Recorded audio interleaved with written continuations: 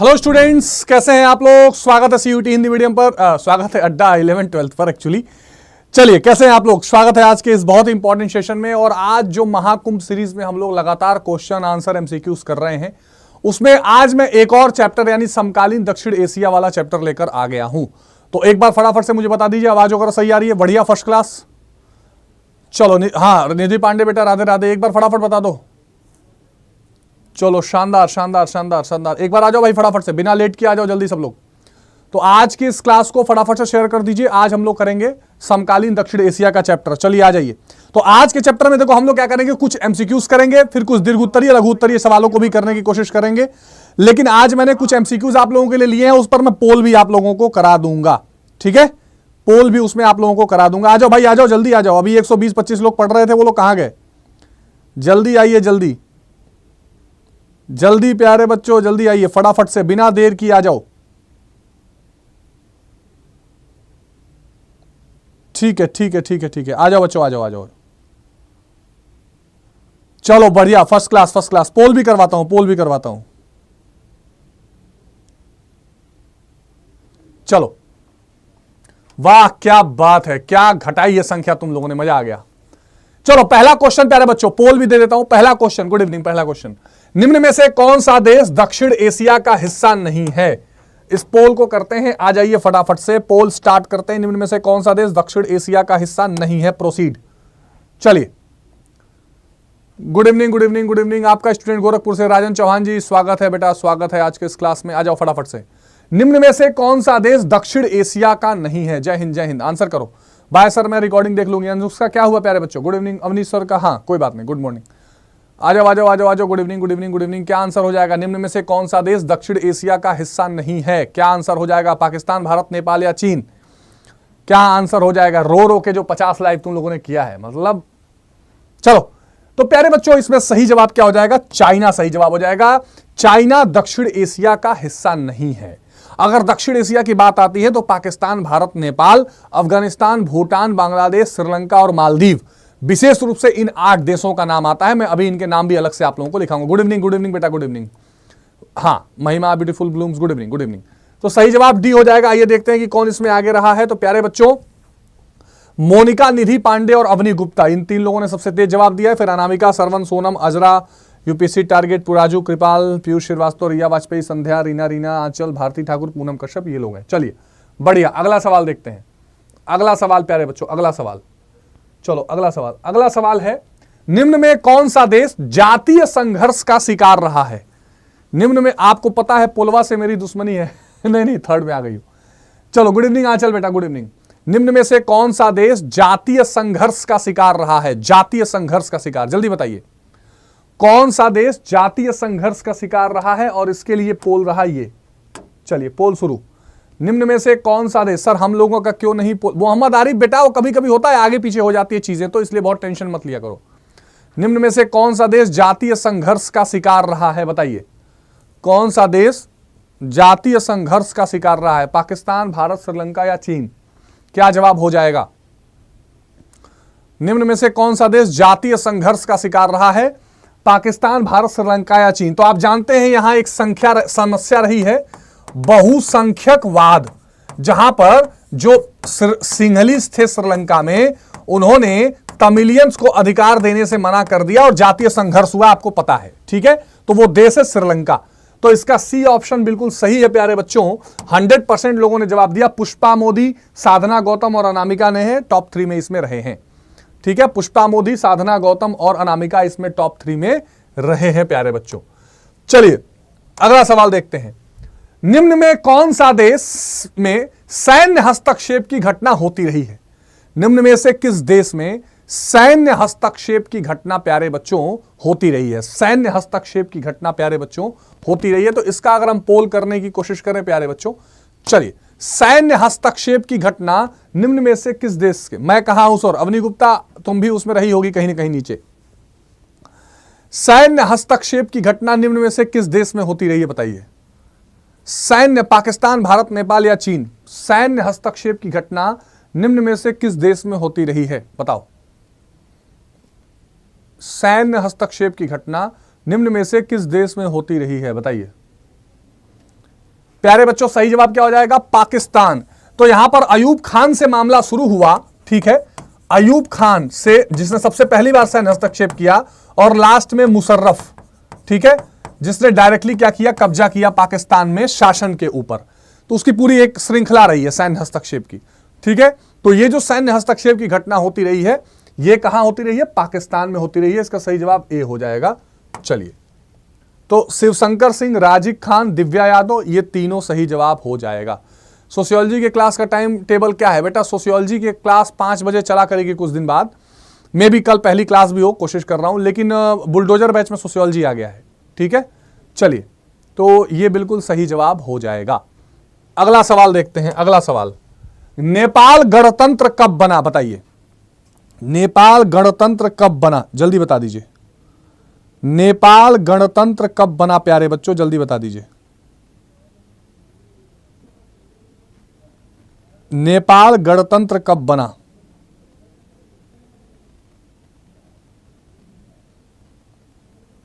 नेपाल गणतंत्र कब बना प्यारे बच्चों? जल्दी बताओ।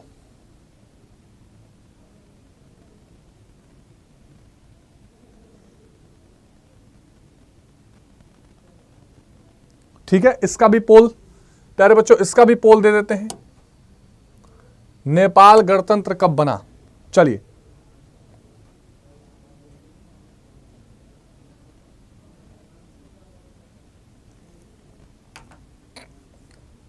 नेपाल गणतंत्र कब बना बेटा?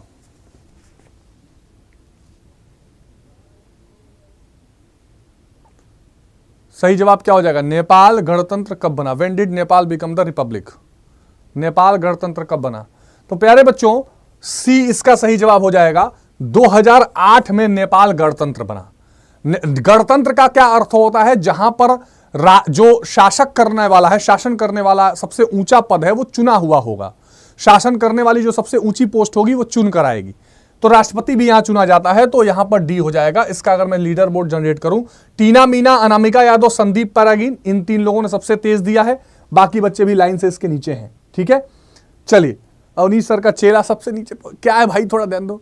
हाँ चलो, बहुत शानदार, वाह। 100 लाइव करने में जो तुम लोगों को तकलीफ हो रही है उसके लिए तालियां। हाँ, यूट्यूब पर बुलडोजर क्लास 10 दिसंबर से होगी। 10 दिसंबर मॉर्निंग 6 AM, 10 दिसंबर से सुबह 6 बजे से बुलडोजर क्लास यूट्यूब पर होगी, ठीक है। बुलडोजर YT यूट्यूब पर ली जाएगी। चलिए, अगला सवाल देखते हैं।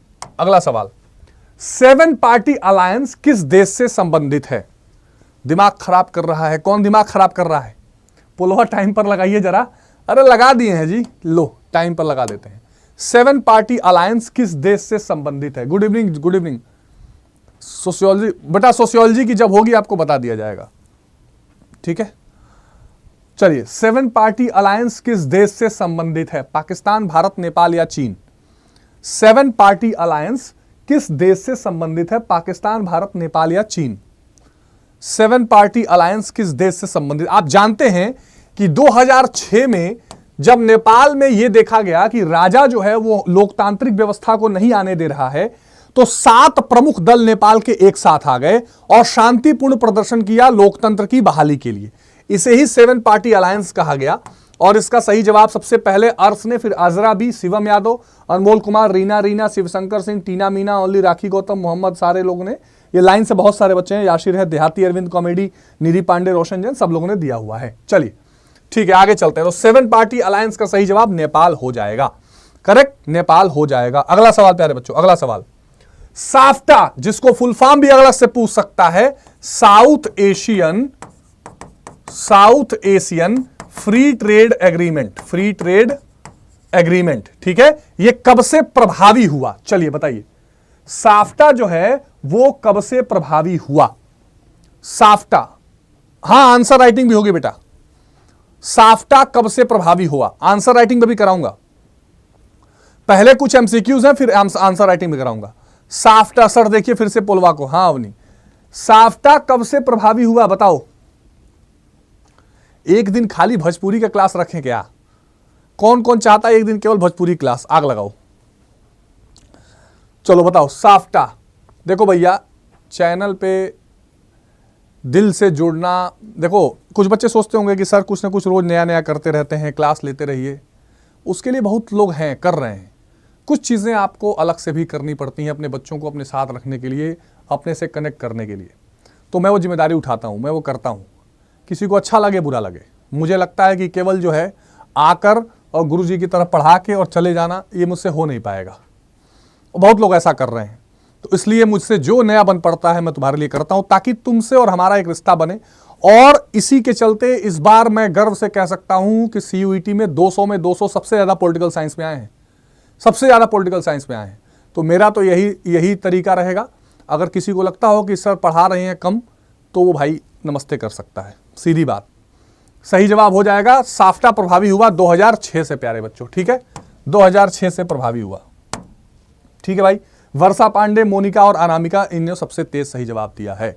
सब मेरे स्क्रीन पर फूल का ऑप्शन नहीं आ रहा। अरे यार अब मैं क्या करूं, तुम्हारा स्क्रीन कहां से ले आऊं।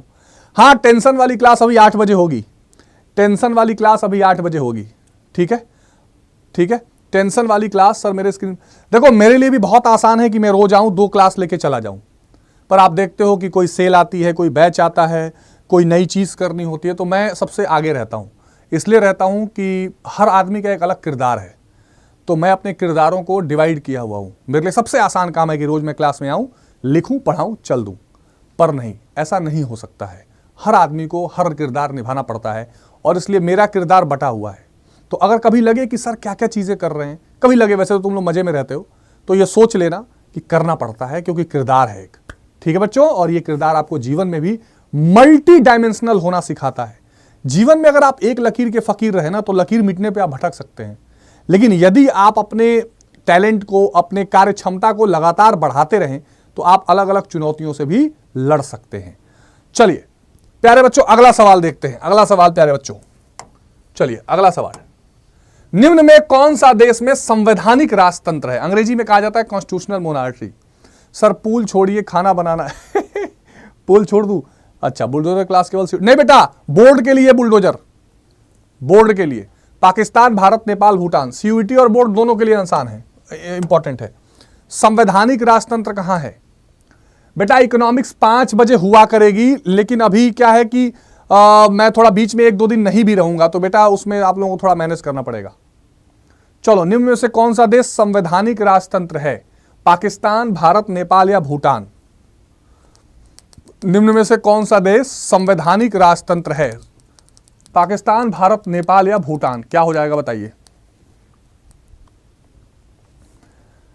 संवैधानिक राजतंत्र क्या हो जाएगा प्यारे बच्चों। भूटान इसका सही जवाब हो जाएगा। संवैधानिक राजतंत्र मतलब जहां संविधान भी है और राजा का शासन भी है, उसे संवैधानिक राजतंत्र कहा जाता है। गार्गी मिश्रा, वर्षा पांडे, पूनम कश्यप, ये 3 लोग बिल्कुल टॉप पर है। गार्गी मिश्रा, वर्षा पांडे, पूनम कश्यप, इन 3 लोगों ने बिल्कुल सही तेज जवाब दिया है। संवैधानिक राजतंत्र भूटान में है प्यारे बच्चों। चलिए अगला सवाल, निम्न में कौन सा देश का उदय भारत पाकिस्तान के युद्ध के बाद हुआ। निम्न में सर हिंदी सर कौन पढ़ाते हैं। हिंदी के सर एक नए टीचर लाने की कोशिश में हैं हम लोग, ठीक है, जल्द ही आपको हिंदी लिटरेचर देखने को मिल जाएगा। सर मेरे स्क्रीन में फूल का ऑप्शन नहीं आ रहा बेटा, आप क्या करूं बताओ। निम्न में कौन सा देश का उदय भारत पाकिस्तान के युद्ध के बाद हुआ बताओ। निम्न में किस देश का, ठीक है। ओके नीतू चौधरी जी, महिमा क्या हुआ बेटा। सर सुबह की क्लास की डिटेल्स बता दीजिए बेटा। 10 दिसंबर से सुबह 6 बजे क्लास होगी, 10 दिसंबर से सुबह 6 बजे क्लास होगी प्यारे बच्चों। निम्न में कौन से देश का उदय भारत पाकिस्तान के युद्ध के बाद हुआ। पाकिस्तान, भारत, नेपाल या बांग्लादेश। क्या जवाब हो जाएगा बताइए। निम्न में कौन से देश का उदय भारत पाकिस्तान के युद्ध के बाद हुआ, ठीक है बताइए। तो आप जानते हैं प्यारे बच्चों कि 1971 में भारत पाकिस्तान का युद्ध हुआ, और उसके बाद आया कि बधाई हो बांग्लादेश हुआ है, ठीक है। तो बांग्लादेश का जन्म हुआ। ये देखते हैं सबसे तेज किसने दिया है।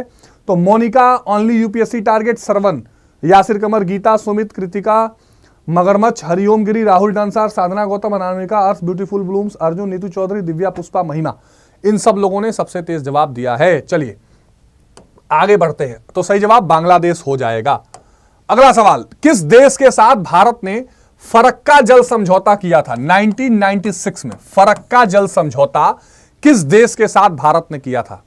सर न्यू मैम लाइएगा, तुम आओ पढ़ाओ बेटा। मैम सर पोल शो नहीं हो रहा है सर, क्या करें। कोई बात नहीं बेटा, पढ़ाई को एंजॉय करो। पोल ओल में दिक्कत आ रही है, तुम बस आंसर अपने देखो कितने सही कर पा रहे हो, कितने गलत कर पा रहे हो। चलो सर हमारा भी तो नाम लो, सरवन मौर्य तुम्हारा नाम ले लिया बेटा। चलिए क्या जवाब हो जाएगा? किस देश के साथ भारत ने फरक्का जल समझौता किया है? पाकिस्तान, भारत, बांग्लादेश या चीन?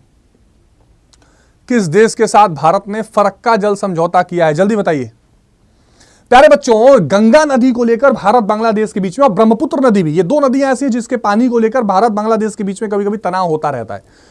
तो खैर गंगा नदी विशेष करके 1996 में प्यारे बच्चों बांग्लादेश के साथ फरक्का जल समझौता किया गया, ताकि नदी जल के बंटवारे को, विवाद को क्या कर दिया जाए, चेंज कर दिया जाए, बदला जाए, या उसको उससे निस्तारण पाया जाए। ठीक है, तो इसमें अगर देखा जाए तो याशिर सबसे ऊपर है, महिमा मौर्य, राखी निगम, और शिवम, राजक, वेद प्रकाश, दिव्या, सुमित, अरमान, दीपक, अनुष्का 8 स्टडी पॉइंट, आंचल, अनामिका, रीना मीना, अपना बिहार, पूजा, राखी और रंजीत प्रजापति। ठीक है, रंजीत प्रजापति -2.38 सेकंड में चले गए थे। चलिए अगला देखते हैं प्यारे बच्चों, अगला देखते हैं, अगला क्वेश्चन। अगला क्वेश्चन है सार्क का मुख्यालय कहां है? सार्क, इसका फुल फॉर्म पूछेगा भाई, south Asian association, south Asian association for regional cooperation, regional cooperation. ठीक है, जिसको हिंदी में दक्षेस कहा जाता है, दक्षेस। तो इसका मुख्यालय कहां है, यह पूछा गया है आपसे, बताइए। सार्क का मुख्यालय कहां है, जल्दी बताइए। सार्क, दक्षेस का मुख्यालय कहां है, जल्दी बताओ भाई। दक्षेस का मुख्यालय कहां है, जल्दी बताइए। बोलो मेरे प्यारेओं।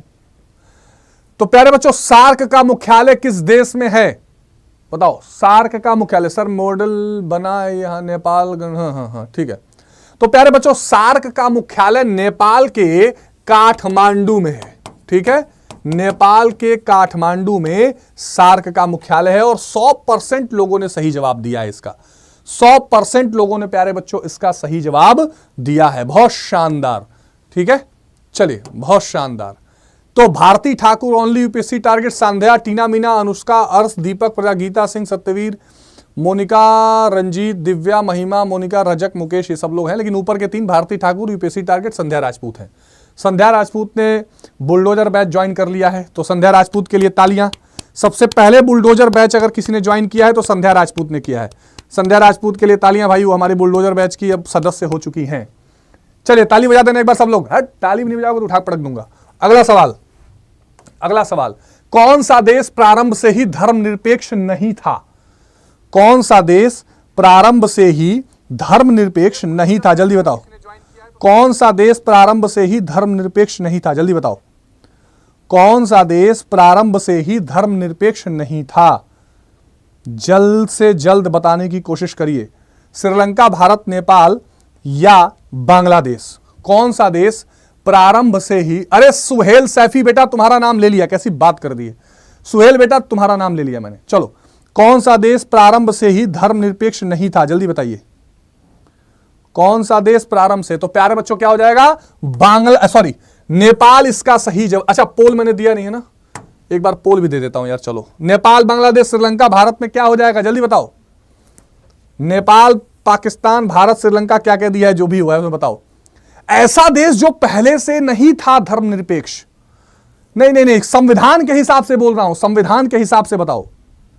संविधान के हिसाब से तो उसके संविधान, अब संविधान ही नहीं था, और हिंदू राष्ट्र जिसने खुद को घोषित कर रखा था, तो हिंदू राष्ट्र घोषित कर रखा था नेपाल ने। इसका सही जवाब प्यारे बच्चों नेपाल इसका सही जवाब होगा, नेपाल।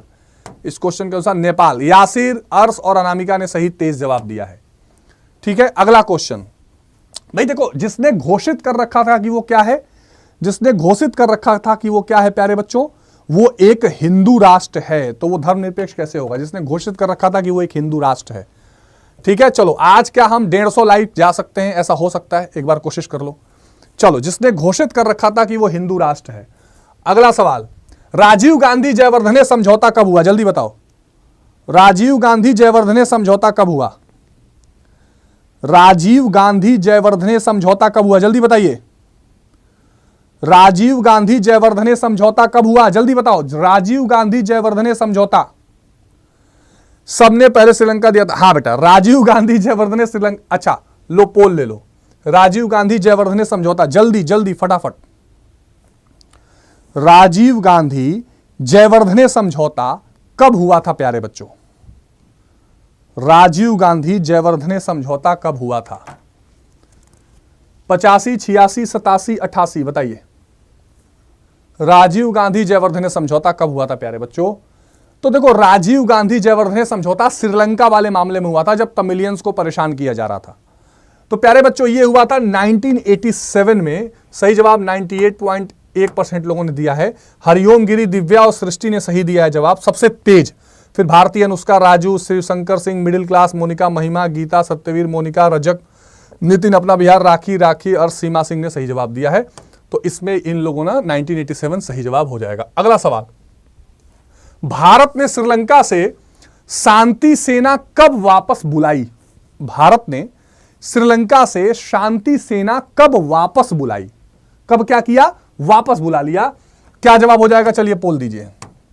भारत ने श्रीलंका से, पोल नहीं लेते हो रहा है कृष्णा खाना बनाना अरे मत नाराज हो यार, तुम्हारे चक्कर में बाकी फिर नाराज होंगे कि नहीं हमको पोल लेना है। चौहान जी मत नाराज होइए भाई, माफ करिए। अरे राम राम राम राम। अभी टेंशन वाली क्लास में आना, तुम्हारा टेंशन दूर करते हैं। अच्छा, ये सारे बच्चे टेंशन वाली क्लास में आने चाहिए, बता रहा हूं, एक भी गायब नहीं होगा। आओ आओ, तुम्हारी टेंशन दूर करता हूं। चलो, सही जवाब क्या होगा? 1989। सब लोग बैठ के दरी बिछा के टेंशन लेने के लिए आ जाना, ठीक है? सब लोग शांति से टेंशन ले। घर में कोई पूछे कर देना, टेंशन लेना है। और जिसने सेशन लाइक नहीं किया और सब्सक्राइब चैनल नहीं किया है, उसका तो मैं बीपी बढ़ा दूंगा, अभी बता रहा हूं। जल्दी करो फटाफट फटाफट। केवल 61 लाइक हैं और 125 लाइव हैं। क्या बात है। सही जवाब 90% लोगों ने सही दिया था। और इसका सही जवाब क्या हो जाएगा? 1989। और अगर यहां पर देखा जाए, ठीक है, यहां पर देखा जाए तो देखो ये पोल, हाँ बिल्कुल बिल्कुल बिल्कुल। तो सही जवाब क्या? 8 स्टडी पॉइंट प्रीति और सृष्टि ने सबसे तेज जवाब दिया है, बाकी लोग फिर उसके बाद हैं। चलो अगला सवाल, शिमला समझौता किस देश के साथ हुआ? शिमला समझौता किस देश के साथ हुआ? सर जी आप टेंशन देते हैं, टेंशन वाली क्लास में क्या? नाम रजक है, रजक ने, हाँ सबसे पहले आऊंगी टेंशन, हाँ बिल्कुल। चलो बताओ, शिमला समझौता जो 1972 में हुआ था वो किस देश के साथ हुआ था? शिमला सर ये तो मुझसे दुश्मनी क्यों निभा रहा है? कोई बात नहीं, दुश्मनी निभा रहा है तो तुम बोर्ड में 100 में 100 ला देना यार।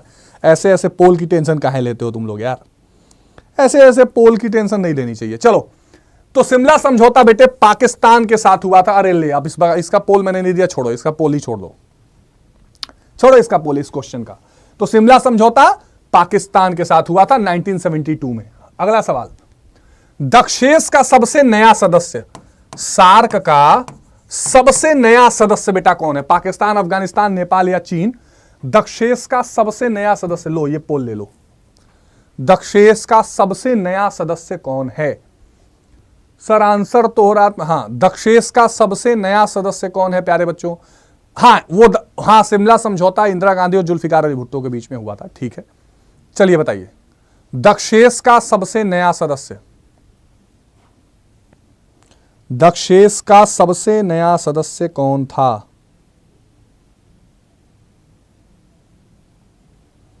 दक्षेस का सबसे नया सदस्य कौन था बताओ। तो प्यारे बच्चों 2007 में अफगानिस्तान सबसे नया जुड़ा था, B is the correct answer. और मोहम्मद आरिफ, राखी निगम और टीना मीना, इन तीन ने सबसे तेज जवाब दिया है। फिर सोनम, रिया मीना, संदीप और बाकी बच्चे बाद में हैं, ठीक है। तो सबसे पहले मोहम्मद आरिफ, राखी निगम और टीना मीना, इसके सही जवाब इन्होंने दिया है।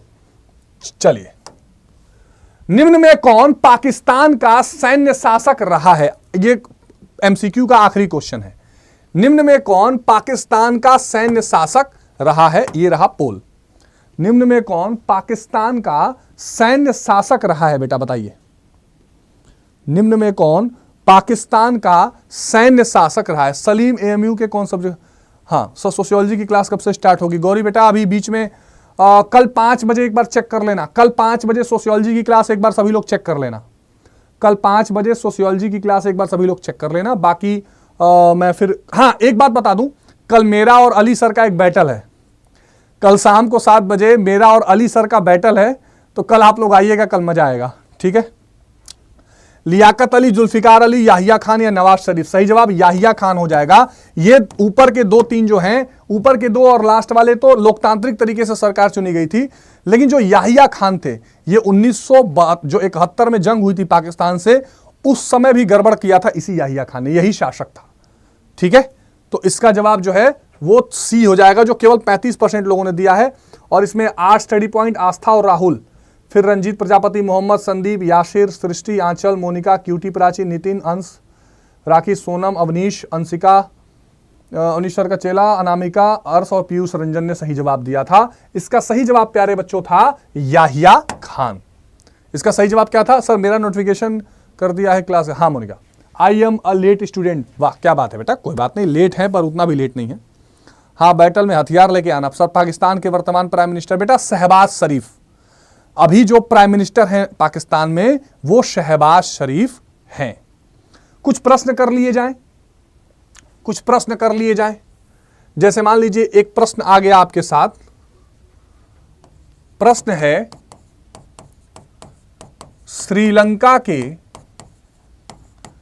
श्रीलंका के जातीय संघर्ष का मुख्य कारण। अब मान लीजिए ये क्वेश्चन 1 नंबर में आपको पूछ दिया गया, श्रीलंका के जातीय संघर्ष का मुख्य कारण। ठीक है, श्रीलंका के जातीय संघर्ष का मुख्य कारण अगर आपसे पूछ दिया गया, सर जुल्फिकार बैच में क्या होगा? बुलडोजर बैच में बेटा, बुलडोजर बैच में पॉलिटिकल साइंस और सोशियोलॉजी पढ़ाई जाएगी आपको। ठीक है, और केवल 1000 रुपए का बैच है। ठीक है, अभी लास्ट में बता दूंगा कैसे लेना है। अब आइए पहले पढ़ते हैं। तो प्यारे बच्चों देखो, श्रीलंका के, कोई बताएगा इसका आंसर क्या होगा? कोई बताएगा एक लाइन में? सर आप जो करवा रहे हैं इससे बाहर तो नहीं आएगा। गीता सिंह नहीं आएगा यार। सर बताएं ना कब होगी टेंशन? अभी होगी टेंशन वाली क्लास 8 बजे, अभी आज ही 8 बजे होगी। बताओ इसका आंसर क्या होगा? हाँ सोनम मेहता बहुत संख्या, राखी निगम बहुत बढ़िया। हाँ सब लोग अच्छा जवाब दे रहे हैं, बहुत बढ़िया। तो श्रीलंका के जातीय संघर्ष का मुख्य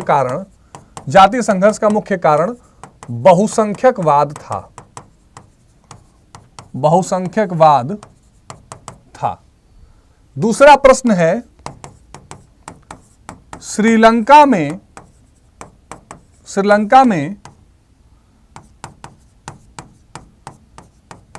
तमिल राज्य के निर्माण के लिए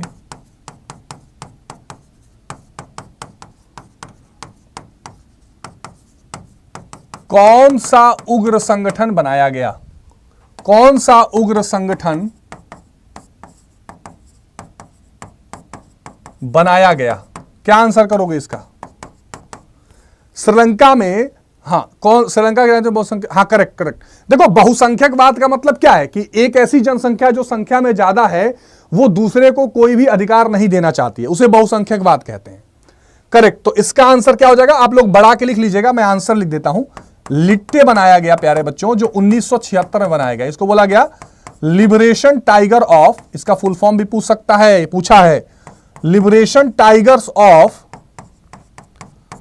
Tamil Eelam. Liberation tiger of Tamil alum.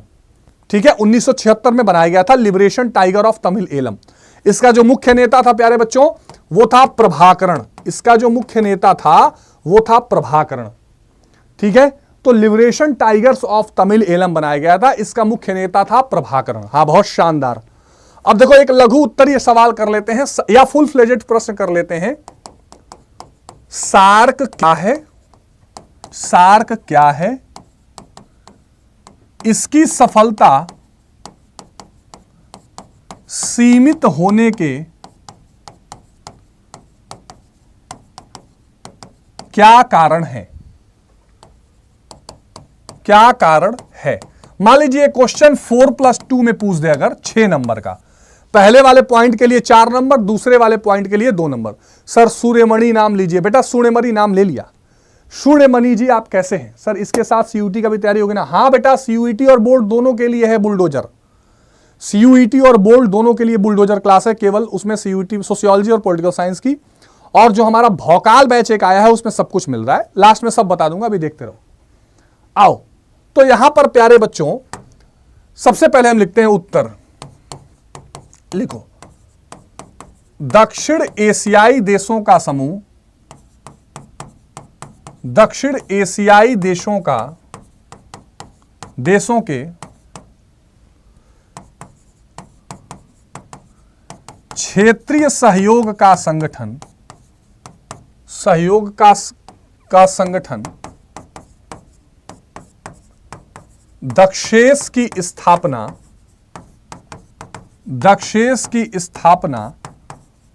1985 में हुई, जिसका उद्देश्य, मेन मैं बुलेट पॉइंट्स आप लोगों को बताता हूं, ठीक है, बुलेट पॉइंट्स बताता हूं, ध्यान से सुनना। जिसका उद्देश्य, हां अभी थोड़ी देर में क्लास छोड़ दूंगा, फिर फ्रेश होकर 8 बजे आ जाना टेंशन वाली क्लास के लिए। जिसका उद्देश्य क्षेत्रीय शांति तथा सहयोग के माध्यम से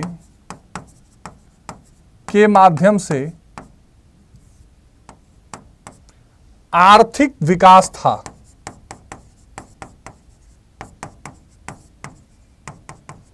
आर्थिक विकास करना था, ठीक है।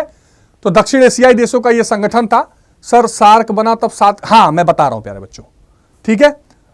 अवंतिका, हां अवंतिका बेटा बिल्कुल शानदार। अब देखिए, देखो प्रारंभ में इसके सदस्य 7 थे, उनको भी लिख दीजिएगा अगर बड़ा क्वेश्चन है तो। भारत, पाकिस्तान,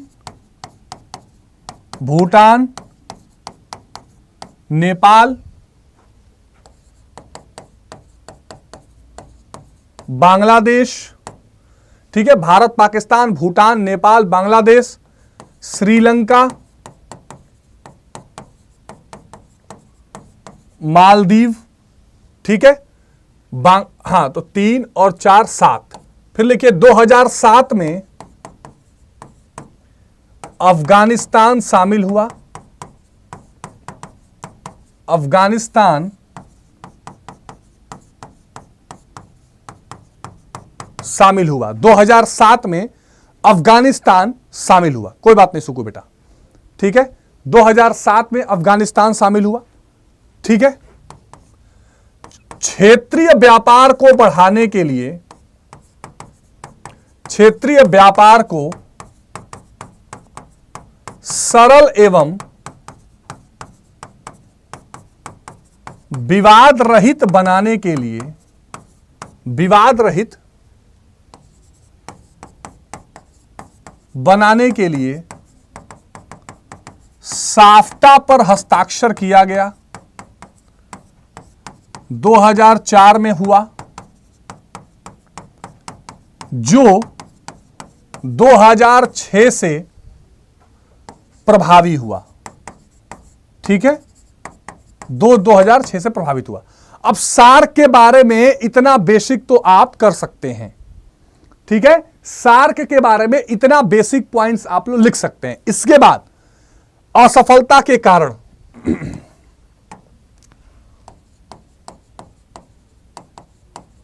असफलता के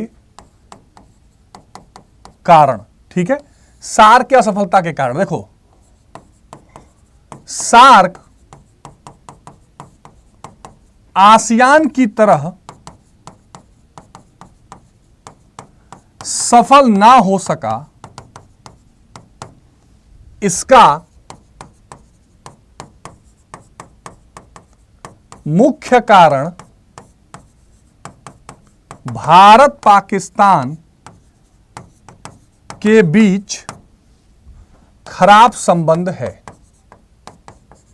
भारत पाकिस्तान के बीच खराब संबंध है। एक बात मैं आपको बता देता हूं प्यारे बच्चों, सोमवार से शनिवार तक मैं थोड़ा किसी विशेष कारण से बिजी हूं। सोमवार से शनिवार तक मुझे कुछ विशेष दिक्कत है, थोड़ी काम है बहुत जरूरी, तो मेरे कुछ सेशंस आपको आएंगे बीच में। लेकिन इसका मतलब भाग मत जाना, फिर अगले मंडे से हम लोग उसी तरीके से दमदार तरीके से पढ़ाई करेंगे। तो बीच में एक हफ्ता थोड़ा मैं डिस्टर्ब रहूंगा, वीडियोस मेरी आती रहेंगी, पर ध्यान रखना कि हाँ 19 सर 3-4 दिन के लिए बिजी है। ये मत सोचना कहां गए, ये सब मत सोचना, ठीक है। चलो आ गई बात समझ में? ठीक है, तो ये इंपॉर्टेंट चीज है। अच्छा, तो ये सार्क पर अगर इतनी चीजें आप कर लेते हैं तो आपको कोई समस्या नहीं आने वाली। सर रात को बात, हाँ आ गई बात समझ में? सर पोल अब इसमें क्या पोल कराएं? इसमें क्या पोल कराएं? सर दैट्स नॉट, सर कल वाली क्लास थोड़ा पहले कर दीजिए। बेटा 7 बजे ही तो है। हाँ जियाउर रहमान शासक था, बिल्कुल ठीक। सर हम कहाँ मिल जाता है वहीं खा लेते। अच्छा सर चलो ठीक है, हाँ पीडीएफ का ठीक है। चलो तो प्यारे बच्चों देखो, इसका पार्ट 2 भी आएगा, इसका पार्ट 2 आएगा। ठीक है, इसका पार्ट 2 आएगा मंडे को, इसका पार्ट 2 मंडे को आएगा, जिसमें आगे के क्वेश्चंस कराए जाएंगे। कल प्यारे बच्चों, कल जो चैप्टर, कल हमारा और अली सर का एक क्वेश्चन आंसर मतलब एक बैटल है 7 बजे, तो उसमें आप लोग आइए, उसमें भी क्वेश्चंस करेंगे। और इस चैप्टर के दीर्घ उत्तरीय और लघु उत्तरीय क्लास, हाँ लीडर बोर्ड तो यार मिस हो गया, सिट, लीडर बोर्ड तो मैंने खत्म कर दिया। प्यारे बच्चों लीडर बोर्ड नहीं निकाल पाया, अब जो लोग थे वो थे, जिनका नाम आ गया। अब इसमें क्या पोल कराए वैसे भी। अर्थशास्त्र की क्लास वापस आने दो, बीच में 1-2 क्लासेस आएंगी। हेलो मोहित बेटा, ठीक है। अच्छा कल एक काम है, कल 5 बजे मैं समाजशास्त्र की क्लास लूंगा, पहला चैप्टर। कल 5 बजे मैं समाजशास्त्र का फर्स्ट चैप्टर की क्लास लूंगा। तो कल 5 बजे इसी चैनल पर समाजशास्त्र की पहली क्लास जाएगी। सर पावर ऑफ बैलेंस क्या होता है? बेटा जब दो शक्तियां आपस में एक दूसरे से क्या करती हैं, एक जैसी बराबर की शक्तियां इकट्ठी कर लेती हैं। देखो भाई, जिसको भी हमारे बुलडोजर या भौकाल बैच से जुड़ना है, जिसको भी जुड़ना है बुलडोजर या भौकाल बैच से, तो मुझे इस नंबर पर ईमेल कर दे, अपना नंबर मैं बात कर लूंगा, avnish.tripathi@adda247.com। अच्छा दूसरी बात मैं बता देता हूं, इस वीडियो के डिस्क्रिप्शन में एक लिंक लगा है, वहां से ऐप भी आप लोग डाउनलोड कर लीजिए और पॉलिटिकल साइंस की कम्युनिटी को फॉलो कर लीजिए। उस कम्युनिटी में काफी चीजें आपको मिलेंगी, पीडीएफ भी दी जाएंगी। ठीक है, तो पॉलिटिकल साइंस का कम्युनिटी जरूर फॉलो कर लेना प्यारे बच्चों। और 8 बजे आओ, अभी टेंशन वाली क्लास में और डिटेल बता देंगे। और जिसको मेरे से बात करनी हो, सीयूटी हिंदी मीडियम पे चले जाओ, पुरानी वीडियोस देख लो, नंबर मिल जाएगा। ठीक है, तो बुलडोजर बैच केवल 1000 रुपीज के आसपास है, भोकाल आपको 35, 32, 3300 में भी मिल रहा है, क्योंकि वहां पे सेल चल रही है। चलो प्यारे बच्चों, बेटा अल्पमत सरकार कहते हैं जब किसी सरकार के पास बहुमत ना हो, जितना बहुमत चाहिए उससे कम संख्या हो पर वो सरकार चल रही हो, इसको अल्पमत सरकार कहते हैं, माइनॉरिटी गवर्नमेंट। आइए अब करते हैं प्यारे बच्चों, पाकिस्तान में लोकतंत्र की स्थापना के, पाकिस्तान में लोकतंत्र की स्थापना के प्रमुख चुनौतियां कौन सी हैं?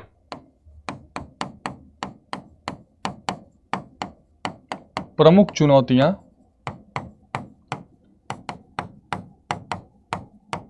कौन सी हैं? ठीक है, पाकिस्तान में लोकतंत्र की स्थापना की प्रमुख चुनौतियां कौन सी हैं?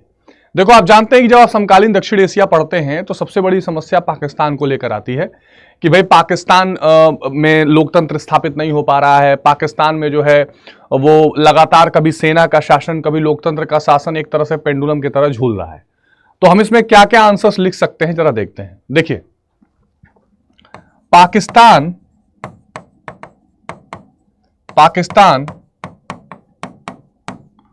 आजादी के बाद से ही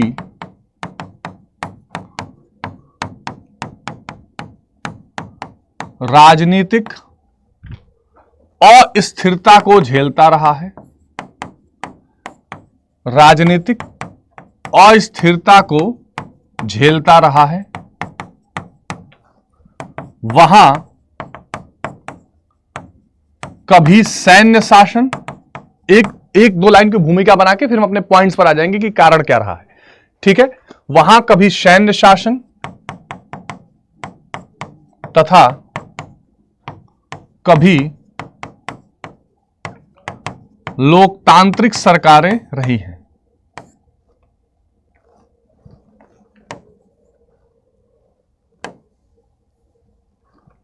कभी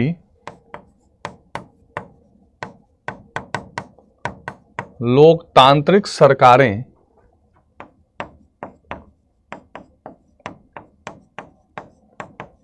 रही हैं। ठीक है, एक तो दो लाइन ये इंपॉर्टेंट हो गया। उसके बाद हम इसमें लिख सकते हैं सैन्य हस्तक्षेप इसका एक प्रमुख कारण रहा है। सेना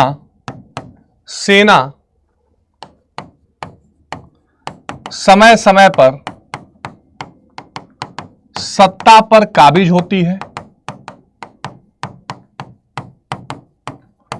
तथा यह बताती है कि लोकतांत्रिक हाथों में देश सुरक्षित नहीं।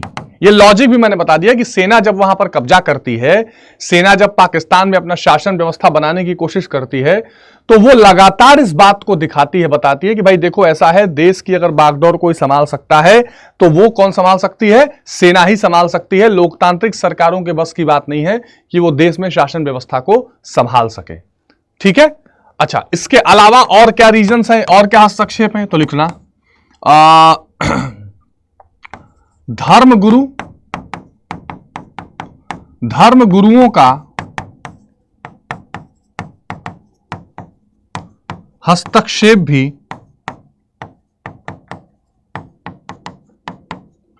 पाकिस्तान के अस्थिरता का कारण है। अस्थिरता का कारण है। ठीक है, वे संविधान से नहीं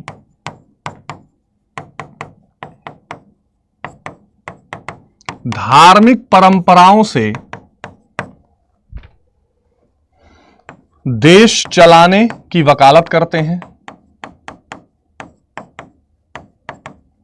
देश चलाने की वकालत करते हैं। तो जो धार्मिक लोगों का हस्तक्षेप है, धर्म गुरुओं का हस्तक्षेप है, यह भी इसमें एक बहुत बड़े रोल प्ले करता है। तो जो धर्म गुरुओं का हस्तक्षेप है, यह भी पाकिस्तान में अस्थिरता बनाता है और धार्मिक परंपराओं से देश चलाने की वकालत करते हैं ये जो धर्म गुरु हैं। ठीक है, तो ये सारे जो कारण हैं, इसके अलावा एक कारण इसमें और लिख सकते हो, अभिजनों का वर्चस्व।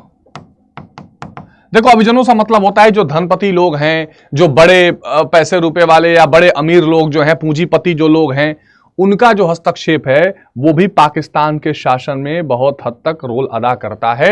किसका? वहां के शासन का एक तरह से सैन्य शासन हो जाना या अस्थिरता रहना, उसमें ये सारे 2-3 पॉइंट्स अगर आप अच्छे से लिख देते हैं तो आपको प्यारे बच्चों इसमें अच्छे से आंसर इसका बैठ जाएगा और आप इसको लिख सकते हैं। ठीक है, आ गई बात समझ में? चलिए,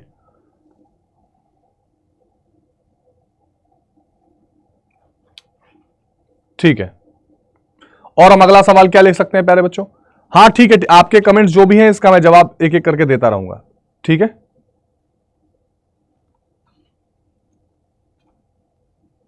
चलिए ठीक है।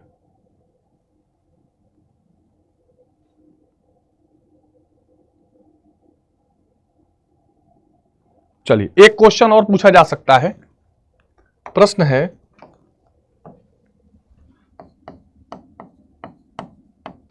नेपाल लोकतंत्र बहाली में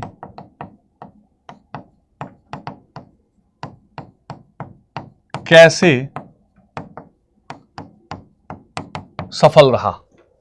ठीक है, या नेपाल के लोकतंत्र की लड़ाई पर लेख लिखिए, या लोकतंत्र की बहाली में वो कैसे सफल हुआ, ये सब सवाल जो है पूछे जा सकते हैं आपसे। आ गई बात समझ में? तो आप कैसे लिखेंगे इसका आंसर? लिखो प्रारंभ से नेपाल एक हिंदू राष्ट्र था तथा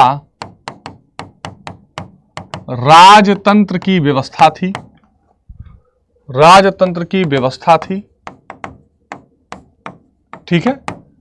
नेपाल हिंदू राष्ट्र था और राजतंत्र की यानी राजा के शासन की व्यवस्था थी। अच्छा, इसके बाद और क्या हुआ, ध्यान से सुनिएगा। 1990 में लोकतंत्र की मांग पर राजा ने आंशिक छूट दी तथा संसद का भी गठन हुआ। संसद का भी गठन हुआ, ठीक है। इस बीच राजा की सेना लोकतंत्र के समर्थक तथा माओवादियों के बीच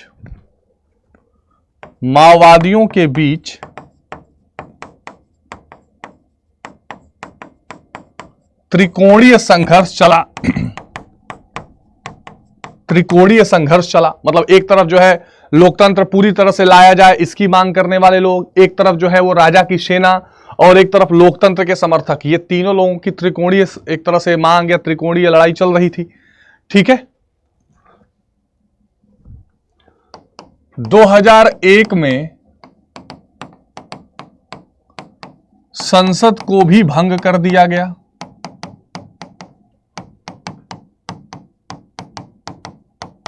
ठीक है। अच्छा, उसके बाद 2006 में 7 पार्टी अलायंस बनाया गया। ये ध्यान रखिएगा, 7 पार्टी अलायंस बनाया गया। 7 पार्टी अलायंस में कौन कौन होता था? 7 पार्टी अलायंस में जितने भी प्रमुख राजनीतिक दल हैं, खास करके 6 राजनीतिक दल जो हैं जो श्रीलंका माफ करिए नेपाल के थे, उन सब एक साथ आ गए और उसमें माओवादी दल भी आ गया। उन्होंने ये तय किया कि भाई अब हिंसा करने से कोई फायदा नहीं है, हमें शांतिपूर्ण तरीके से अपनी मांगों को रखना पड़ेगा। ठीक है, शांतिपूर्ण तरीके से ही मांगों को रखना पड़ेगा। ठीक है, व्यापक लोकतांत्रिक आंदोलन छेड़ा गया। आंदोलन छेड़ा गया तो लोकतंत्र के लिए एक बहुत बड़ा आंदोलन छेड़ा गया। ठीक है, इसके अलावा 2008 में नेपाल को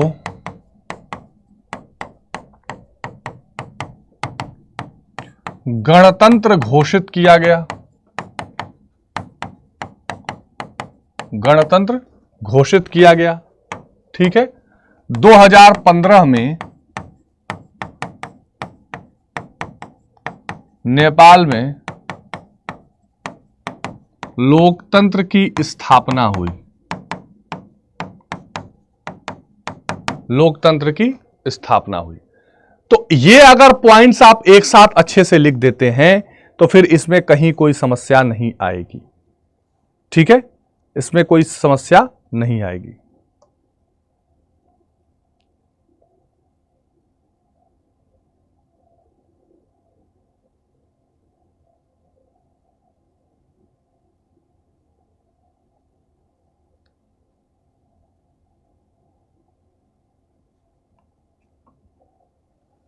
आगे बात समझ में?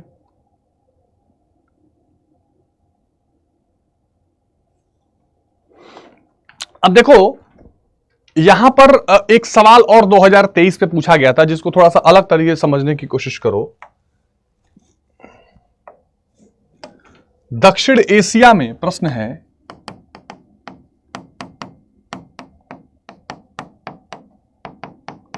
दक्षिण एशिया में द्विपक्षीय संबंध कैसे असर डालते हैं। अब देखो यहां एक दो एग्जांपल से हमें समझना पड़ेगा कि जो दक्षिण एशिया का इलाका है वहां द्विपक्षीय मतलब दो देशों के जो आपसी संबंध होते हैं कई बार वो बड़ा गहरा प्रभाव डालते हैं। वो किस प्रकार गहरा प्रभाव डालते हैं इसके बारे में यह सवाल आपसे पूछा गया है कि भाई जो द्विपक्षीय संबंध हैं, जो दो तरफा या दो तरफ के दो देशों के बीच के जो आपसी संबंध हैं वो किस प्रकार आपस में असर डालते हैं या कैसा असर डालते हैं, इस पर यह सवाल आपसे पूछा गया है। तो यहां पर आप लिख सकते हैं कि द्विपक्षीय संबंधों का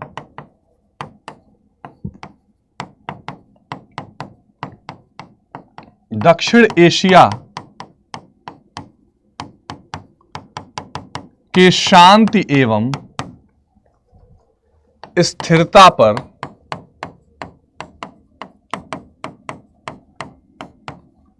गहरा प्रभाव रहा है। ठीक है, अब इसमें आप चाहो तो वैसे भी लिख सकते हो, चाहो तो एग्जांपल देके बता सकते हो, जैसे भारत पाक संबंध। अब भारत पाकिस्तान का जो संबंध है वो दक्षिण एशिया की राजनीति को बहुत हद तक प्रभावित करता है। ठीक है, इसमें एक दो पॉइंट्स, पूरा भारत पाक संबंध तो आपको नहीं बताना पर एक दो पॉइंट्स बताना पड़ेगा। ठीक है,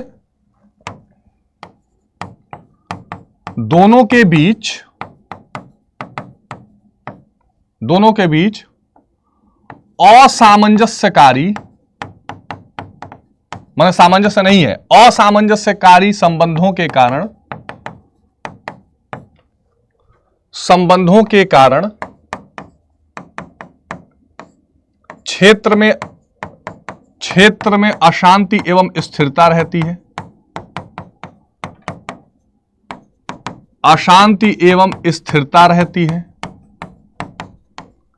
सार्क असफल होता है। सार्क असफल होता है। ठीक है, इसके अलावा पाकिस्तान एवं चीन का संबंध। अब देखो पाकिस्तान और चीन का जो संबंध है वो जितना ज्यादा बेहतर होता है भारत को उतना ज्यादा उसमें एक तरह से कह सकते हैं कि ये चीज पसंद नहीं आती है ना।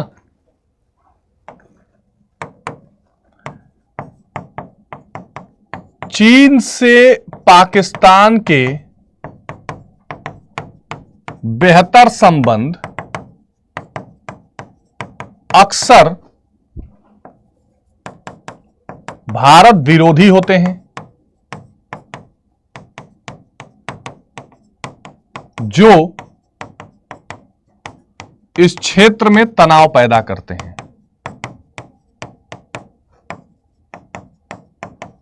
देखो होता क्या है कि भारत और चीन का सकारात्मक संबंध, इससे कोई दिक्कत नहीं है, लेकिन कई बार भारत और पाकिस्तान और चीन का जो सकारात्मक संबंध कई बार होता है, इससे कोई दिक्कत नहीं है, लेकिन होता कई बार यह है कि चाइना जो है यह सकारात्मक संबंध केवल भारत को घेरने के लिए बनाने की कोशिश करता है। जैसे आप लोगों ने वन बेल्ट वन रोड वाला सुना होगा कई बार, ठीक है ना, CPEC, China Pakistan economic corridor एक प्रोजेक्ट था दोनों देशों के बीच में। तो ये जो प्रोजेक्ट है, इस प्रोजेक्ट ने कहीं ना कहीं क्या किया था, एक तरह से भारत को चुनौती देने का काम किया। तो भारत भी हमेशा इसको लेकर तनाव में रहता है, फिर इस पूरे क्षेत्र में शांति और स्थिरता नहीं आ पाती है। ठीक है, आ गई बात समझ में। इसमें एक पॉइंट और लास्ट में आप जोड़ सकते हैं कि चीन तथा अमेरिका का आपसी संबंध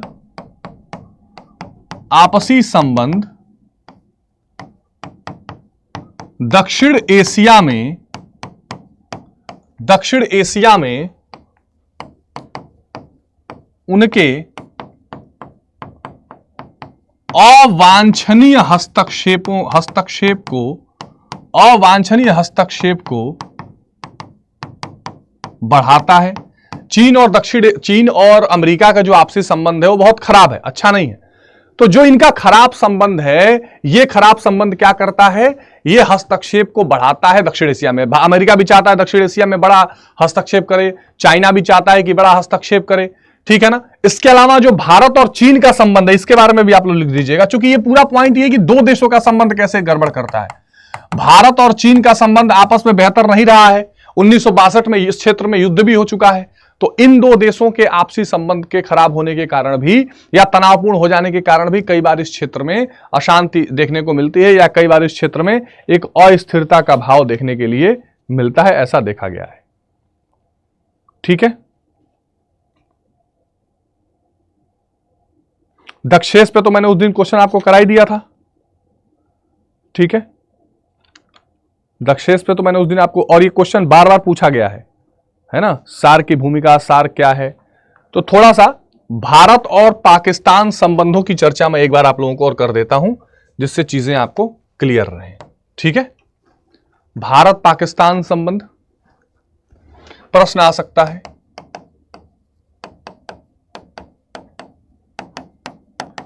भारत पाकिस्तान संबंध की चर्चा यहां पर की जानी चाहिए।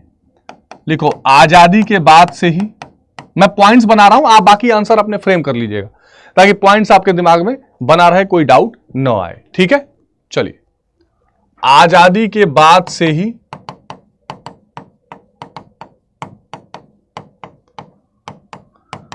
दोनों देशों में अविश्वास एवं तनावपूर्ण संबंध रहे हैं। अविश्वास एवं तनावपूर्ण संबंध रहे हैं। दोनों देशों में ही क्या रहा है? अविश्वास एवं तनावपूर्ण संबंध रहे हैं। ठीक है, तनाव के कारण, अब देखो मैं यहां पर हेडिंग्स लिखूंगा, जब आप आंसर दीर्घ उत्तरीय लिखेंगे तो उन सभी कारणों में 2-2, 3-3 लाइन लिखते जाएंगे। ठीक है, उन सभी कारणों में क्या करेंगे? 2-2, 3-3 लाइन आप लोग लिखते जाएंगे। तो तनाव के कारण क्या रहे हैं?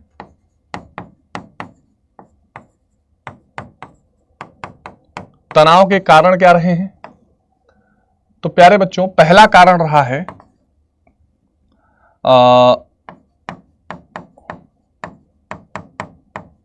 सांप्रदायिक तनाव। देखो, आप लोग ये जानते हो कि जो देश, सांप्रदायिक मतलब है धर्म के आधार पर तनाव। आप लोग जो जानते हो कि जो देश का बंटवारा हुआ, टू नेशन थियरी, यानी कि जिसको कहते हैं कि दो राष्ट्र सिद्धांत, जो जिसको मुस्लिम लीग बहुत बढ़ चढ़ के उठा रही थी, उस टू नेशन थियरी के आधार पर ही ये बंटवारा हुआ। हिंदू मुसलमानों के लिए अलग देश होना चाहिए कह के बंटवारा हुआ। अब बंटवारा के बाद भी पाकिस्तान लगातार गलत आरोप भारत पर लगाता है कि भारत में मुसलमानों से भेदभाव हो रहा है, भारत में मुसलमानों को कोई अधिकार नहीं दिया जा रहा है। इस तरह के तमाम आरोप पाकिस्तान लगाता है। इसके कारण क्या होता है? बहुत तनाव देखने को मिलता है। तो एक तो ये रीजन है। दूसरा, सीमा विवाद। अब देखो, सीमा विवाद ये है कि भारत पाकिस्तान के बीच में क्या है? रेड क्लिफ रेखा है। अब ये जो रेड क्लिफ रेखा है, इस रेखा को पाकिस्तान कई बार मानने से इंकार कर देता है। पाकिस्तान इसको मानता ही नहीं। पाकिस्तान कहता है कि नहीं नहीं, कोई हम इस सीमा को नहीं मानेंगे, एक दूसरी सीमा होनी चाहिए। कई बार उसका वो अतिक्रमण करता है, कई बार वो घुसता है, इस तरह की बदमाशियां वो करता रहता है। ठीक है, तीसरे नंबर का क्या विवाद है? कश्मीर विवाद। कश्मीर विवाद। अब जो कश्मीर विवाद है, आप जानते हैं कश्मीर की पूरी कहानी मैंने 10 बार बताई है कि कश्मीर में महाराजा हरि सिंह ने भारत में अपना विलय किया। विलय करने के बाद क्या हुआ प्यारे बच्चों, कि वहां पर पाकिस्तान इस विलय को मानता नहीं है। 26 अक्टूबर 1947 को विलय किया। पाकिस्तान कहता है कि नहीं, ये विलय जो है ये जबरदस्ती का किया हुआ है, ये अवैधानिक है, वहां के लोगों से पूछा नहीं जा रहा है। तरह तरह की बातें पाकिस्तान करता है और भारत लगातार ये कहता है। और पाकिस्तान क्या करता है? कश्मीर में अलगाववाद की भावना को भड़काता है। वो कहता है कि कश्मीर के लोग अपनी आजादी लेंगे या कश्मीर के लोग अलग होना चाहते हैं। तो भारत में लगातार घुसपैठ, अलगाववाद, चीजों को बढ़ाना, कि लोग अलग होने की कोशिश करें, ये सब पाकिस्तान करता है। ये तनाव का कारण बना रहता है। ठीक है, इसके अलावा आतंकवाद। अब आतंकवाद जो है, ये भारत पाकिस्तान के बीच में सबसे बड़ा तनाव का कारण है। आप जानते ही हैं, कई सारी आतंकवादी घटनाएं भारत और में हुई हैं। 26/11 का मुंबई का हमला ले लो, या पठानकोट हमला, उरी हमला, कई तरह के हमले होते रहे हैं और भारत ने हमेशा इसका विरोध किया है। नदी जल का बंटवारा, खास करके सिंधु नदी जल का बंटवारा, इसको लेकर 1960 में एक सिंधु जल संधि भी हुई है। एक सिंधु जल संधि भी हुई थी 1960 में, याद रखना बच्चों। ये विश्व बैंक की देखरेख में हुआ था कि कैसे नदी का जल बंटवारा किया जाए। फिर भी पाकिस्तान इसमें लगातार आरोप लगाता रहता है। तो ये सब भारत और पाकिस्तान के बीच में तनाव का कारण है। ठीक है, जिसके वजह से अक्सर पाकिस्तान और भारत के बीच में क्या होता रहता है, तनाव बना रहता है। और इसके परिणाम स्वरूप कुछ युद्ध भी दोनों देशों के बीच में हुए हैं और समझौते भी हुए हैं। युद्ध एवं समझौते, जैसे पहला युद्ध हुआ था 1947-48 में कश्मीर वाले मामले को लेकर। कश्मीर मामले को लेकर 1947-48 में पहला युद्ध हुआ था, ठीक है।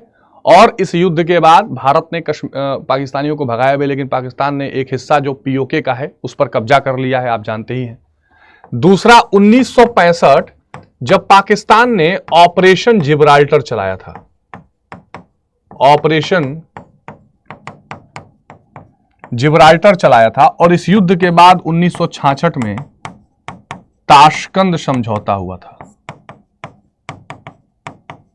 ताशकंद समझौता हुआ था, ठीक है। और यह समझौता किसके किसके बीच में हुआ था? शास्त्री जी और अयूब खान के बीच में। किसके किसके बीच में? शास्त्री जी और अयूब खान के बीच में यह समझौता हुआ था। तीसरे नंबर पर आता है 1971 का युद्ध, जब बांग्लादेश उदय हुआ।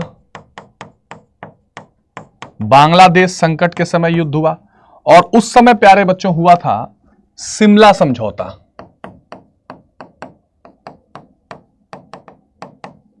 और शिमला समझौता हुआ 1972 में जुल्फिकार अली भुट्टो, जुल्फिकार अली और इंदिरा गांधी के बीच में। जुल्फिकार अली और इंदिरा गांधी के बीच में यह समझौता हुआ था। और लास्ट में प्यारे बच्चों 1999 में कारगिल युद्ध हुआ था। हालांकि यह एक अघोषित युद्ध है, जिस युद्ध को पाकिस्तान मानने से इंकार करता है, कहता है कि नहीं हमारा तो इस युद्ध से कोई लेना देना ही नहीं है। तो ये सारे क्वेश्चंस हैं, जिन क्वेश्चंस को आप लोग अगर करते रहते हैं तो आराम से जो है आपको कहीं कोई समस्या आने वाली नहीं है, ठीक है। कभी कभी भूटान संबंध भी पूछ सकता है, तो भारत भूटान के संबंध बहुत बेहतर रहे हैं। भारत और भूटान भारत की सुरक्षा दृष्टि से बहुत महत्वपूर्ण है, क्योंकि वो चाइना और भारत के बीच में है। इसके अलावा भूटान को भारत जल परियोजना, विद्युत जल परियोजना और ऊर्जा से संबंधित बहुत सारे मदद करता है।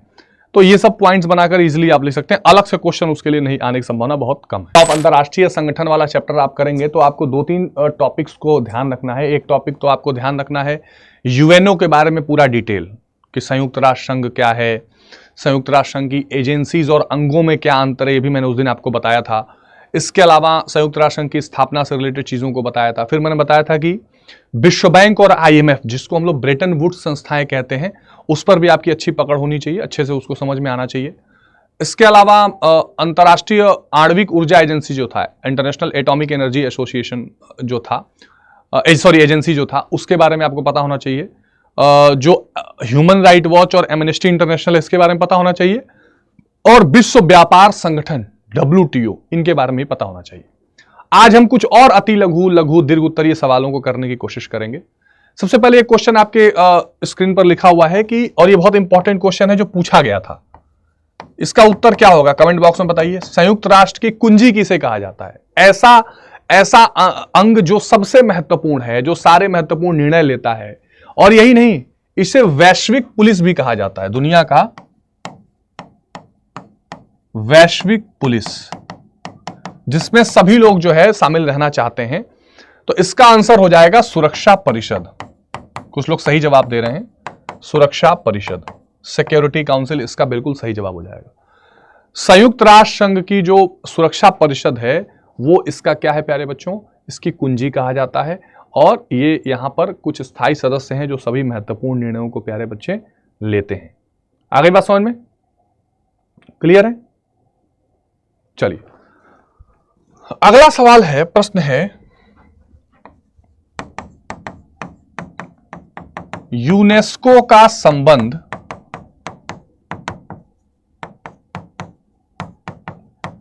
किससे है? ये बोर्ड में पूछा गया सवाल पूछ रहा हूं आपसे। एक सुरक्षा पर सामाजिक आर्थिक परिषद की एक एजेंसी है यूनेस्को, इसका संबंध किससे है बताइए? कुछ आप बता सकते हैं इसके बारे में, एक दो पॉइंट भी।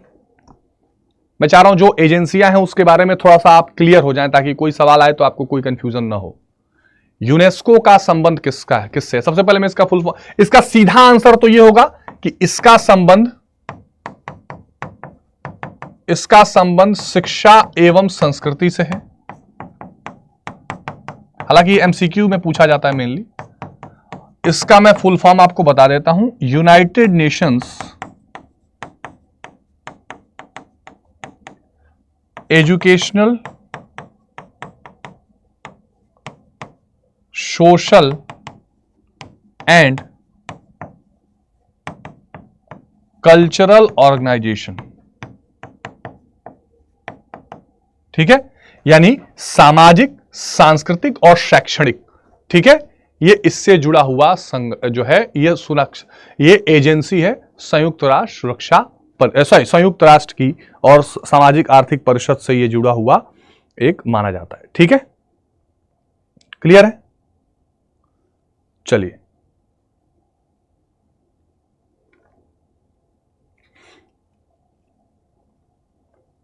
आगे अगला प्रश्न करें प्यारे बच्चों। चलो अगला प्रश्न एक बहुत लॉजिकल प्रश्न है। ये पूछा हुआ क्वेश्चन है।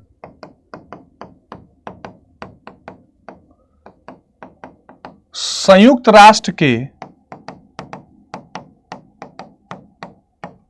स्थायी सदस्यों के नाम बताइए।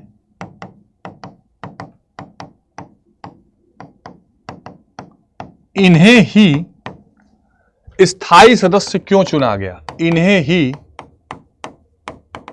स्थायी सदस्य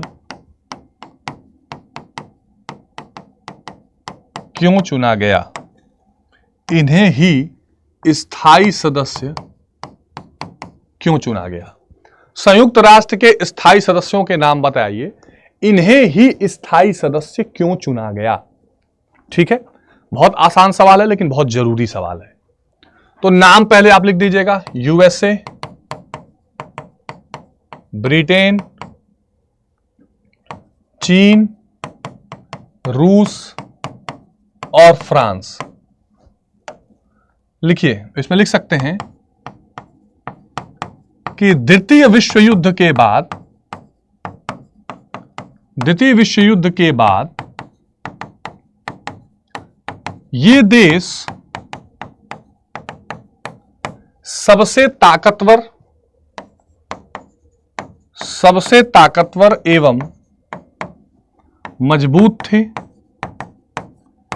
ठीक है, खास करके यूएसए, ब्रिटेन और रूस की जगह सोवियत संघ था, ये तो बहुत ही ताकतवर थे। ये मित्र राष्ट्र थे तथा मित्र राष्ट्र के सदस्य थे ज्यादातर, तथा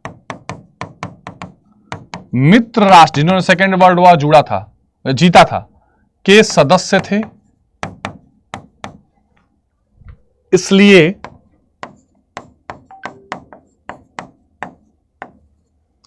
इनको स्थायी सदस्य चुना गया। ठीक है, इसलिए इनको स्थायी सदस्य चुना गया। ठीक है बच्चों, तो ये बहुत इंपॉर्टेंट पॉइंट है, इसको आप लोग देखकर चलिएगा। ठीक है,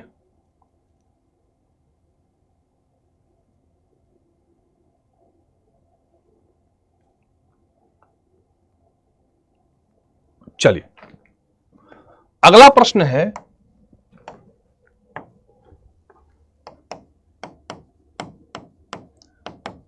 विश्व स्वास्थ्य संगठन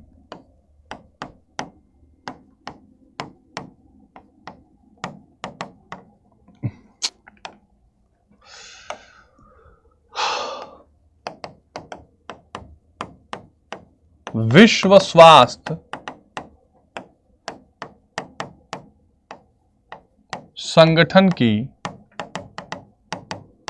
स्थापना कब तथा क्यों हुई? विश्व स्वास्थ्य संगठन की स्थापना कब तथा क्यों हुई? ठीक है, विश्व स्वास्थ्य संगठन की स्थापना कब तथा क्यों हुई? चलिए तो WHO की स्थापना, जिसको विश्व स्वास्थ्य संगठन कहते हैं, WHO की स्थापना 7 अप्रैल, इसीलिए 7 अप्रैल को विश्व स्वास्थ्य दिवस भी मनाया जाता है। 7 अप्रैल को विश्व स्वास्थ्य दिवस भी मनाया जाता है। 7 अप्रैल 1948 को हुई, 7 अप्रैल 1948 को हुई। इस संगठन का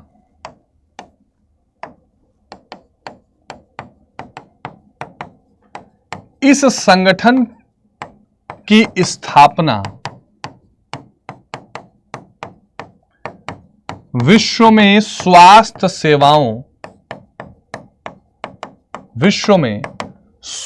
सेवाओं की उपलब्धता,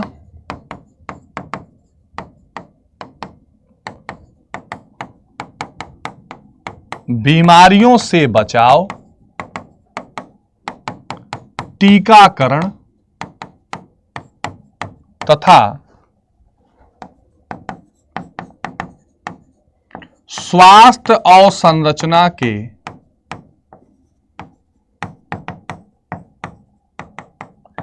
विकास के लिए हुई।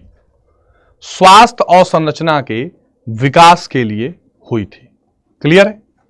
विश्व स्वास्थ्य संगठन की स्थापना स्वास्थ्य अवसंरचना के विकास के लिए हुई थी। आ गई बात समझ में?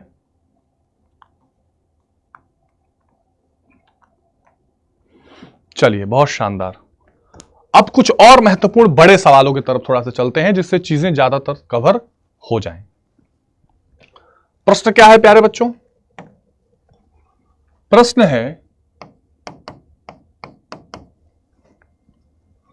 संयुक्त राष्ट्र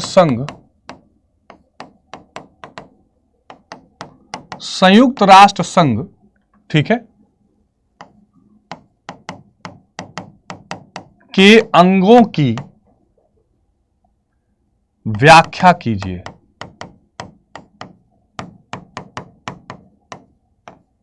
ठीक है, संयुक्त राष्ट्र संघ के अंगों की व्याख्या कीजिए, चर्चा कीजिए, या उसके बारे में लिखिए। कुछ भी सवाल आपके द्वारा पूछा जा सकता है।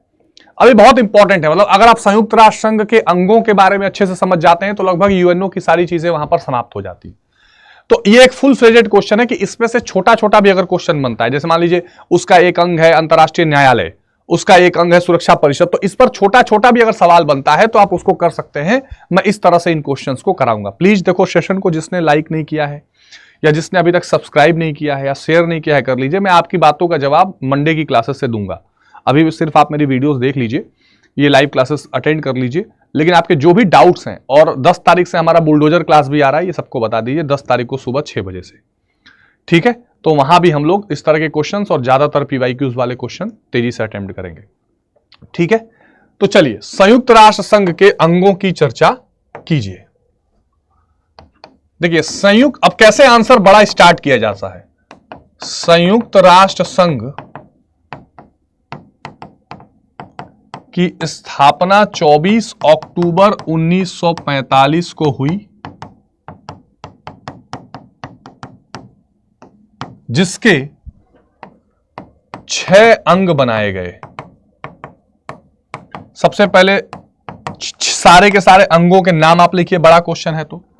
सबसे पहला आम सभा, महासभा भी इसको कहते हैं। दूसरे नंबर पर सुरक्षा परिषद, तीसरे नंबर पर सामाजिक आर्थिक परिषद,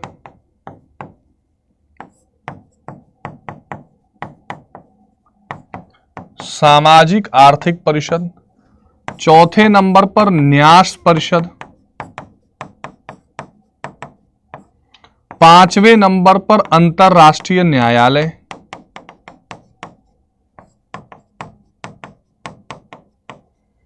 और छठे नंबर पर सचिवालय। ठीक है, ये 6 अंग बनाए गए। और उसमें नया ये था कि सामाजिक आर्थिक परिषद नया था, क्योंकि यह माना गया कि दुनिया में अगर शांति रखनी है तो सामाजिक आर्थिक विकास भी उतना ही महत्वपूर्ण है। सामाजिक आर्थिक विकास के प्रति भी हमें सजग रहना पड़ेगा, यह बनाया गया था। ठीक है, तो आम सभा, सुरक्षा परिषद, सामाजिक आर्थिक परिषद, न्यास परिषद, अंतर्राष्ट्रीय न्यायालय, सचिवालय, ये सारी की सारी चीजें इसमें बनाई गई। आइए एक एक करके अब जरा सा इनके विषय में देखते हैं। ठीक है, आम सभा, जिसे प्यारे बच्चों आम सभा, जिसे जनरल असेंबली कहा गया,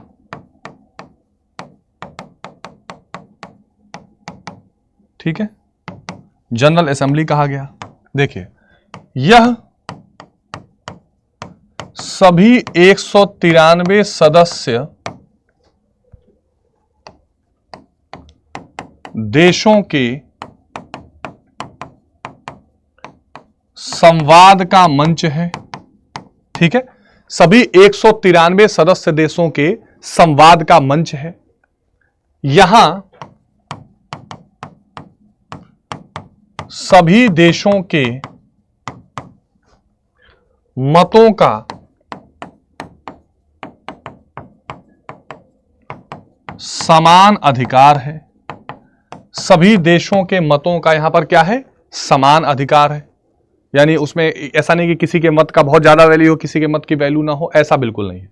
सभी देश के मतों का यहां पर बिल्कुल समान अधिकार है। ठीक है, दूसरा, सामाजिक आर्थिक परिषद, जिसको अंग्रेजी में कहा जाता है इकोनॉमिक एंड सोशल काउंसिल या सोशल एंड इकोनॉमिक काउंसिल।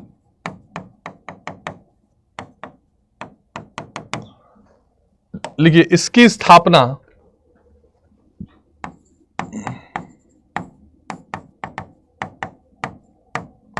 देखो बच्चों, एक बात मैं तुम लोगों को बता दूं, बहुत सारे बच्चे मेरे जो चैप्टर्स हो रहे हैं इसके नोट्स के लिए बहुत परेशान हैं। मेरी कम्युनिटी में कुछ इश्यूज आया था जिसे मैं सॉल्व करवा रहा हूं। इस चैनल के लिंक में, इस वीडियो के नीचे लिंक में डाउनलोड अड्डा 247 ऐप दिया होगा, या अगर आपने ऐप डाउनलोड कर लिया है तो वहां पर जाकर आप क्या कर सकते हैं, अगर आप लोगों ने ऐप डाउनलोड कर लिया है तो वहां पर आप जाकर कम्युनिटी जो है उसको फॉलो कर लीजिएगा, पॉलिटिकल साइंस क्लासरूम वाली कम्युनिटी। उसको अगर आप फॉलो कर लेंगे तो वहां आप जल्द ही मैं नोट्स PDF डालने वाला हूं। तो इसकी स्थापना सामाजिक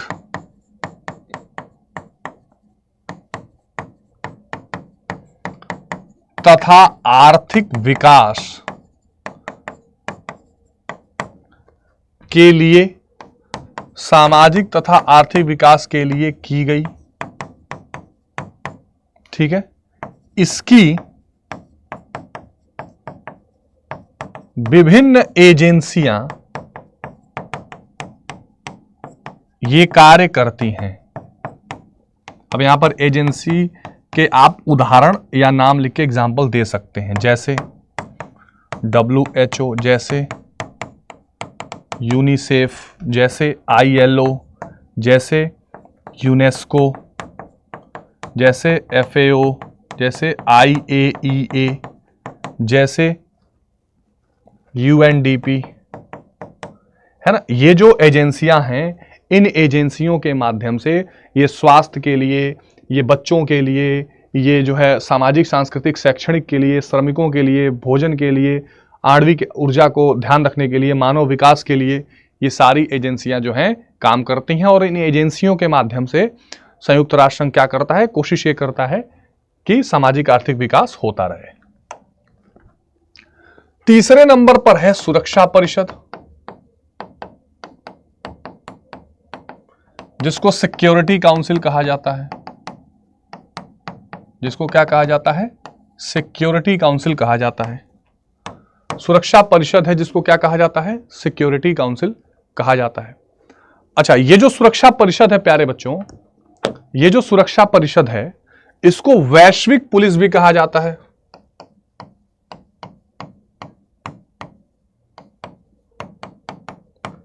इसको वैश्विक पुलिस भी कहा जाता है। यह या इसका उद्देश्य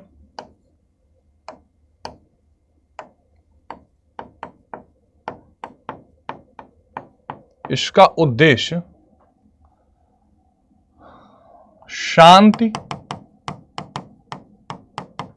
तथा स्थिरता बनाए रखना है। ठीक है, इसको आप टेबल बना के यहां दिखा सकते हैं कि कुल इसमें 15 सदस्य होते हैं। आम आंसर में बिल्कुल ऐसा बना सकते हैं, अच्छा लगेगा, जिसमें 5 स्थायी और 10 अस्थायी सदस्य हैं। 10 अस्थायी जो होते हैं वो 2 वर्षों के लिए चुने जाते हैं। आम सभा से 2 वर्षों के लिए चुने जाते हैं। जो स्थायी हैं वो कौन है? यूएसए, रूस, ग्रेट ब्रिटेन, फ्रांस और चीन। और इनके पास होता है निषेधाधिकार। इनके पास होता है निषेधाधिकार, जिसको कहा जाता है वीटो पावर। ठीक है, और वीटो पावर आप जानते ही हैं कि स्थायी सदस्यों में से कोई भी देश अगर किसी वस्तु के लिए मना या किसी चीज के लिए मना कर देता है तो फिर वो चीज मानी नहीं जाएगी। तो ये सुरक्षा परिषद का काम है। चौथे नंबर पर आइए, चौथे नंबर पर आता है न्यास परिषद। न्यास परिषद अब प्रभावी नहीं है, यानी इसको क्या कर दिया गया था? बंद कर दिया था। इसका काम था फंड इकट्ठा करना, इसको बंद कर दिया गया था। 5वें नंबर पर है अंतरराष्ट्रीय न्यायालय। अंतरराष्ट्रीय न्यायालय जिसको कहा जाता है international court of justice. International court of justice, ICJ. इसको क्या कहा जाता है? International court of justice, ICJ. इसका जो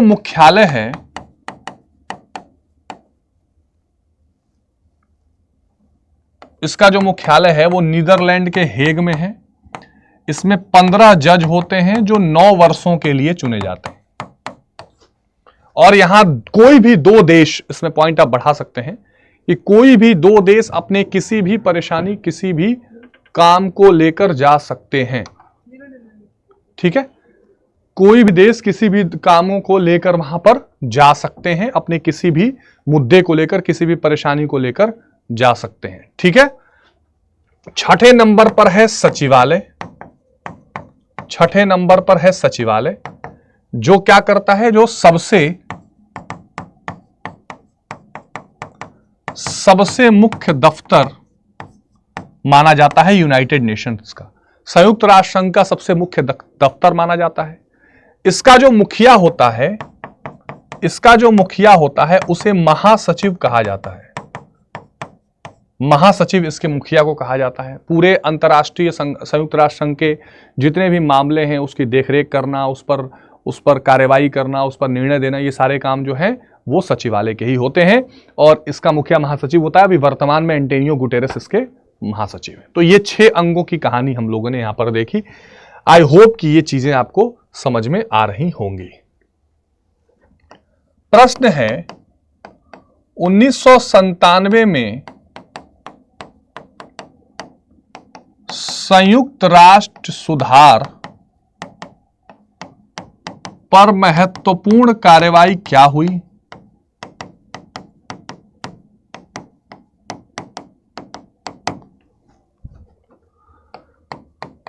इसके साथ क्वेश्चन में जोड़ रहा हूं कि सुरक्षा परिषद के स्थायी सदस्य के लिए भारत के क्या तर्क हैं? ठीक है, 2 क्वेश्चन है। क्योंकि भारत का जो तर्क है वो 1997 की कार्रवाई से जुड़ा हुआ है, तो संयुक्त राष्ट्र सुधारों को लेकर महत्वपूर्ण कार्रवाई क्या हुई? यहां पर मैं सारी चीजों का आपको एक वर्णन कर दूंगा कि संयुक्त राष्ट्र सुधारों से रिलेटेड क्या क्या पॉइंट्स हैं, क्या क्या चीजें आपको ध्यान रखनी है, जो इससे रिलेटेड कोई भी क्वेश्चन आ जाए तो वहां पर आप लगा सके। ठीक है, बिल्कुल क्लियर क्रिस्टल हो जाएगा। इसके बाद कोई डाउट आपको इस चैप्टर से नहीं रह जाएगा। आगे बात समझ में? देखिए, संयुक्त राष्ट्र सुधारों का सीधा संबंध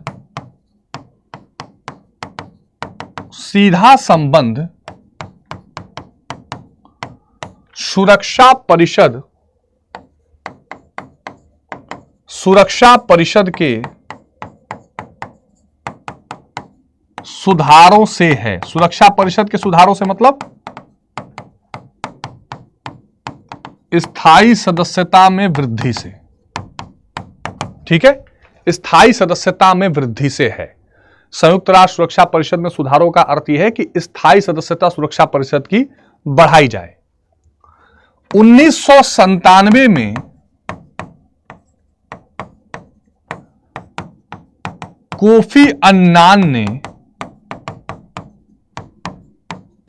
एक महत्वपूर्ण समिति बनाई, महत्वपूर्ण समिति का गठन किया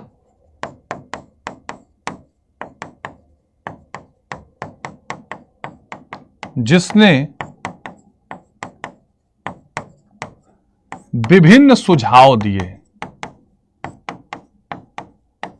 ठीक है, क्या विभिन्न सुझाव दिए? संयुक्त राष्ट्र सुरक्षा परिषद की जो कोफी अन्नान ने समिति बनाई, उसने विभिन्न सुझाव दिए कि भाई अगर ये चीज किसी देश के अंदर होगा तो हम उसको स्थायी सदस्यता दे सकते हैं। ठीक है, एक तरह से पात्रता बताई, या आप कह सकते हो कि मानदंड बताए गए। क्या बताए गए?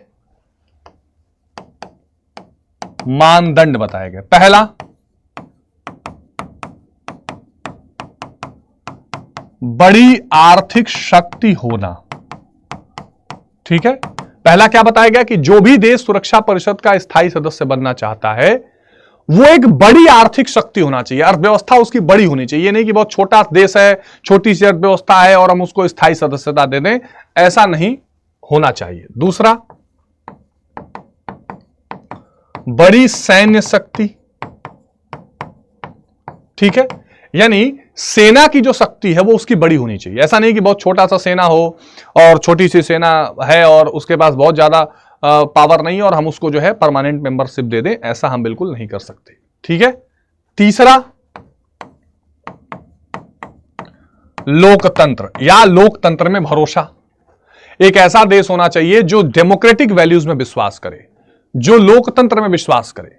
अब यहां पर थोड़ी हंसी भी आती है, ऑलरेडी जो दो पहले के बड़े बड़े स्थायी सदस्य हैं सुरक्षा परिषद में, चाइना और रूस, वहां लोकतंत्र की क्या हालत है वो आप देख ही रहे हैं। खैर भारत के तो मजे ही है कि हाँ भाई चलो हम तो लोकतंत्र की जननी है। चौथा, यूएन की शांति सेना तथा फंड में सहयोग। उन्होंने कहा कि वो देश जो संयुक्त राष्ट्र संघ की शांति सेना है उसमें लगातार सहयोग करें।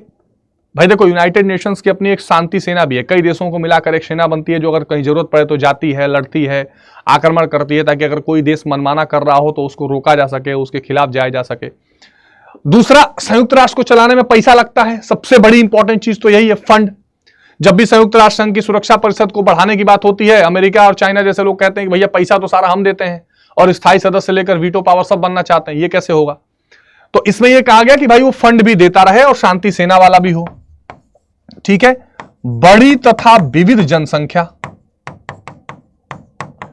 बड़ी तथा विविध जनसंख्या होनी चाहिए। अब देखिए, ये भी यहां पर बात की गई कि भाई उस देश की जनसंख्या बहुत बड़ी हो और विविध भी हो, मतलब कि बहुत बड़ी विविध में होता है डाइवर्स, तरह तरह के धर्म, जाति, पंथ के लोग रहते हो, संस्कृतियां रहती हों, ताकि ज्यादा से ज्यादा लोगों का प्रतिनिधित्व हो सके, वो देश कर सके। अब जरा आप ध्यान से देखेंगे तो ये सारे पॉइंट्स ऐसा लगता है भारत के लिए ही बनाए गए हैं। तो भारत का पक्ष ये है कि हम तो बड़ी आर्थिक शक्ति भी हैं, हम दुनिया की 5वीं अर्थव्यवस्था बनने जा रहे हैं। ठीक है ना, भारत का पक्ष क्या है? भारत का पक्ष क्या है? भारत सुरक्षा परिषद का स्थायी सदस्य बनना चाहता है। ठीक है, भारत सुरक्षा परिषद का स्थायी सदस्य बनना चाहता है। अच्छा, भारत 1997 की समिति के सभी मानदंडों पर खरा उतरता है।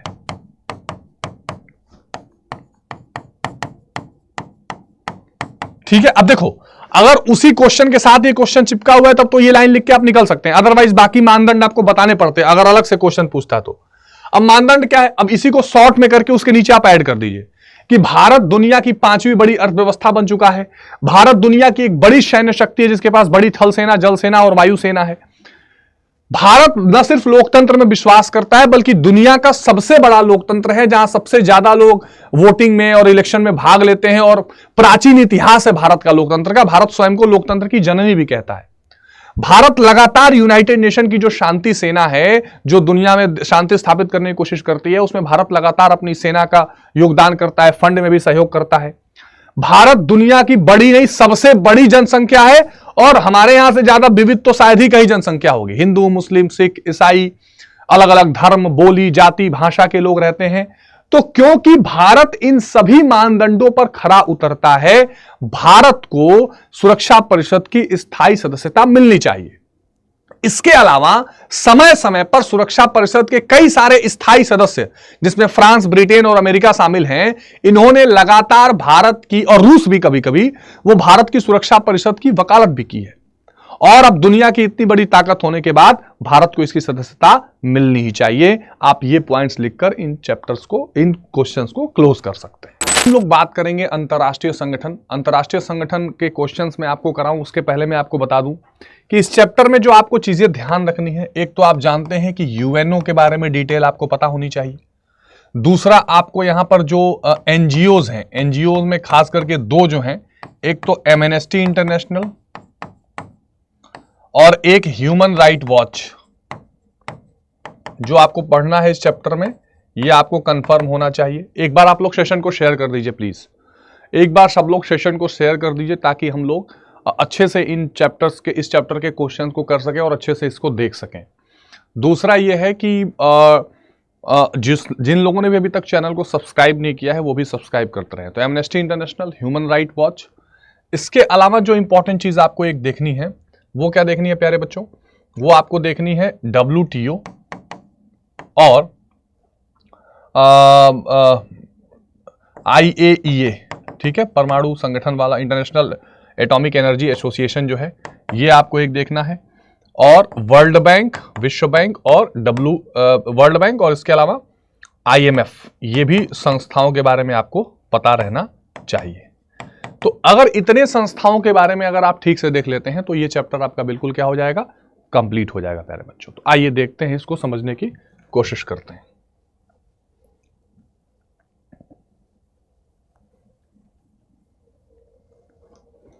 चलिए, तो सबसे पहला सवाल है, निम्न में से किस देश के पास वीटो पावर नहीं है? ये क्वेश्चन सब एग्जाम में पूछे गए हैं। निम्न में से किस देश के पास वीटो पावर नहीं है प्यारे बच्चों, बताइए।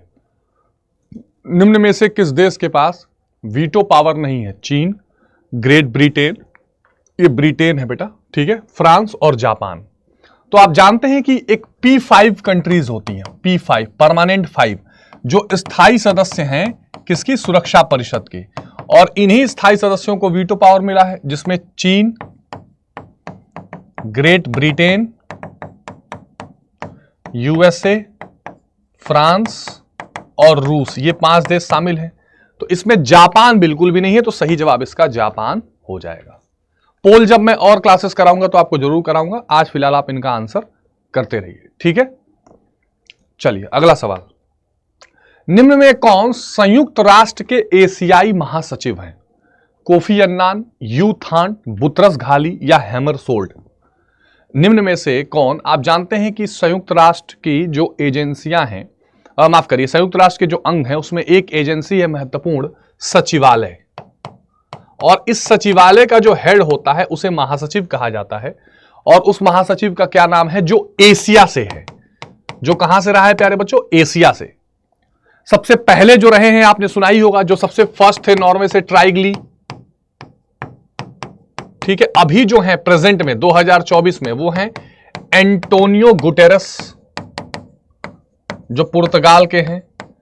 लेकिन अभी उसमें जो पूछा है उसका आंसर यू थांट हो जाएगा। यू थांट जो म्यांमार यानी एशिया से थे, ठीक है। कहां से थे? एशिया से थे। और किस देश से थे? तो म्यांमार से थे। चलिए अगला सवाल देखते हैं, एमनेस्टी इंटरनेशनल का संबंध किससे है? पर्यावरण, आर्थिक सुधार, मानवाधिकार, आतंकवाद निरोध? बताइए। एमनेस्टी इंटरनेशनल जिसे एक एनजीओ कहा गया बेटा, ये एनजीओ है जिसको कहा जाता है non government organisation, non government organisation, जिसको गैर सरकारी संगठन कहा गया। क्या कहा गया? गैर सरकारी संगठन, एनजीओ। और यह जुड़ा हुआ है मानवाधिकार से। किससे जुड़ा हुआ है? एमनेस्टी इंटरनेशनल का संबंध है प्यारे बच्चों मानवाधिकारों से, जिसको हम लोग ह्यूमन राइट कहते हैं, जिसको हम लोग ह्यूमन राइट कहते हैं, मानवाधिकारों से जुड़ा हुआ है। ठीक है, चलिए अगला सवाल। संयुक्त राष्ट्र सुरक्षा परिषद के स्थायी सदस्य कितने हैं? संयुक्त राष्ट्र सुरक्षा परिषद के स्थायी सदस्य कितने हैं प्यारे बच्चों, बताइए।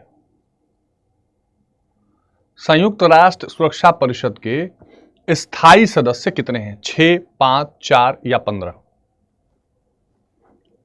संयुक्त राष्ट्र सुरक्षा परिषद के स्थायी सदस्य कितने हैं? 6, 5, 4 या 15?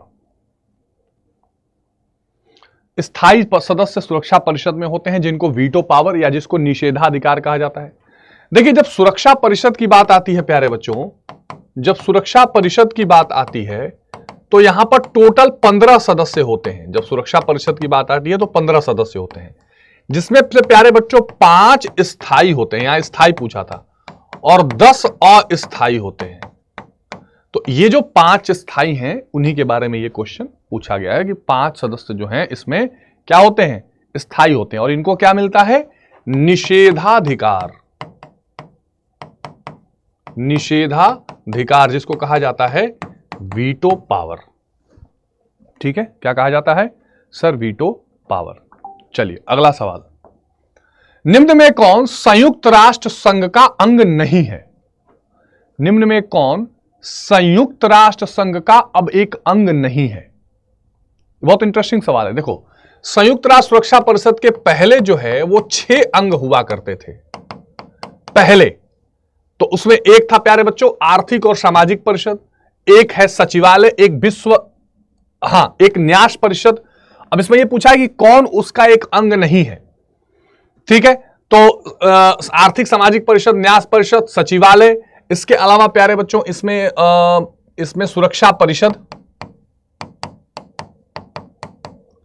इसमें इंटरनेशनल कोर्ट ऑफ जस्टिस जिसको अंतरराष्ट्रीय न्यायालय कहा जाता है।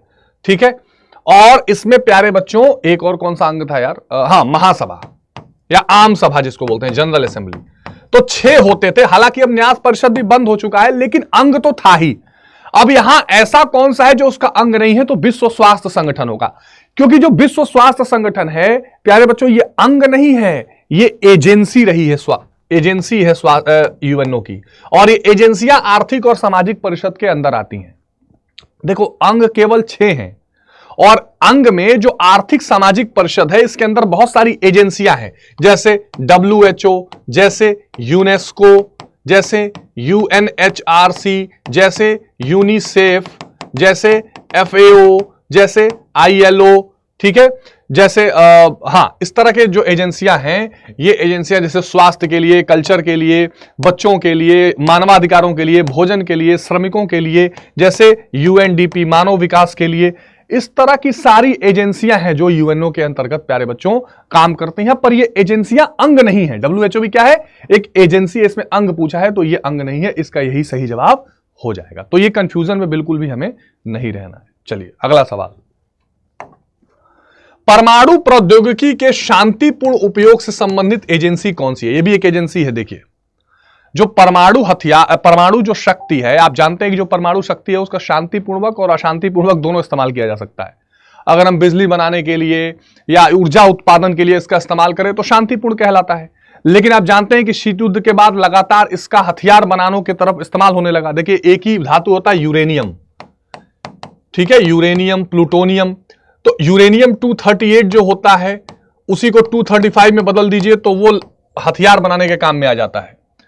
तो यह ध्यान देना पड़ता है कि जो परमाणु हथियार है, परमाणु जो शक्ति है, उससे कहीं हथियार बनाने की कोशिश तो नहीं की जा रही। हो सकता है मैं इसमें थोड़ा गलत भी बोल गया हूं, ये साइंटिफिक चीजें मैच भी कर लेंगे, पर होता यही प्रोसेस है कि यूरेनियम के जो अलग अलग आइसोटोप्स होते हैं, जो रासायनिक विज्ञान वाले बच्चे वो जानते भी होंगे, खैर आप तो 10th तक ही पढ़े हैं, तो उसी यूरेनियम को इस्तेमाल करके आप बिजली भी बना सकते हैं और उसी का इस्तेमाल करके आप बम भी बना सकते हैं। तो ये देखा जाता है कि कोई ऐसी गड़बड़ी तो नहीं कर रहा है, तो उसको देखने के लिए जो है वो अंतरराष्ट्रीय आणविक ऊर्जा एजेंसी है बेटा, international atomic energy, IAEA, international atomic energy association, अंतरराष्ट्रीय आणविक ऊर्जा एजेंसी प्यारे बच्चों, ये इसका एक संगठन है। चलिए ठीक है, तो ये कुछ सवाल हैं जो उसमें हैं। जैसे एक सवाल और पूछा जा सकता है अति लघु में, मान लीजिए अति लघु की तरफ अगर हम चलें, प्रश्न है यूएनओ की स्थापना कब एवं कितने संस्थापक देशों द्वारा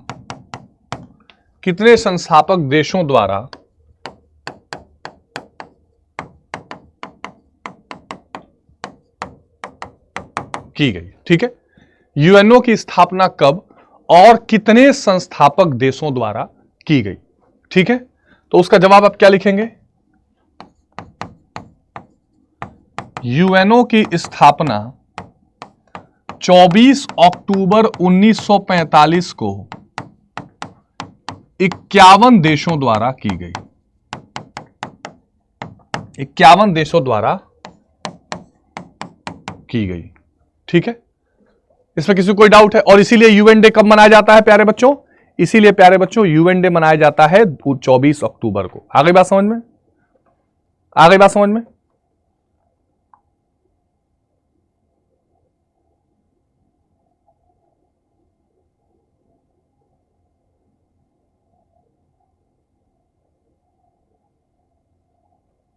चले चले आगे चले।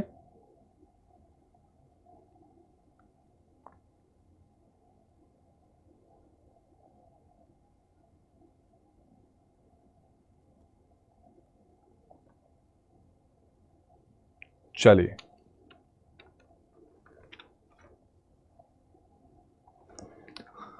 अगला प्रश्न देखिए प्यारे बच्चों।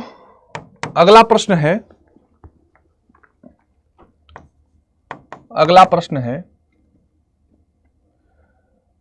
अंतर्राष्ट्रीय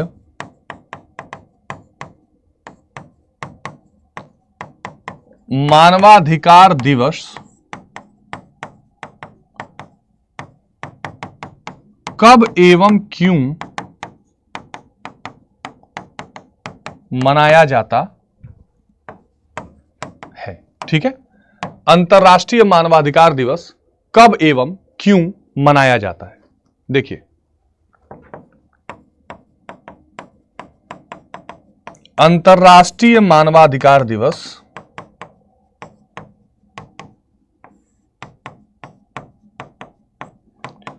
10 दिसंबर को मनाया जाता है।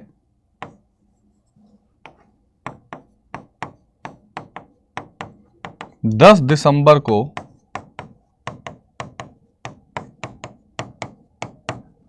मनाया जाता है क्योंकि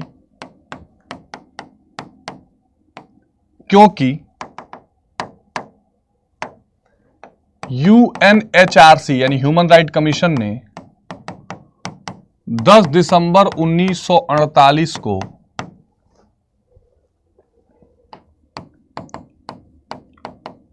अंतर्राष्ट्रीय मानवाधिकारों की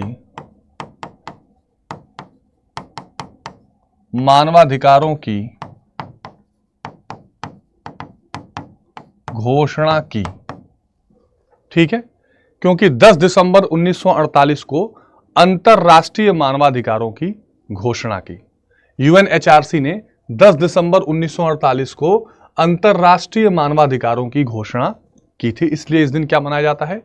मानवाधिकार दिवस मनाया जाता है। ठीक है, प्रश्न है, चलो यहां करते हैं,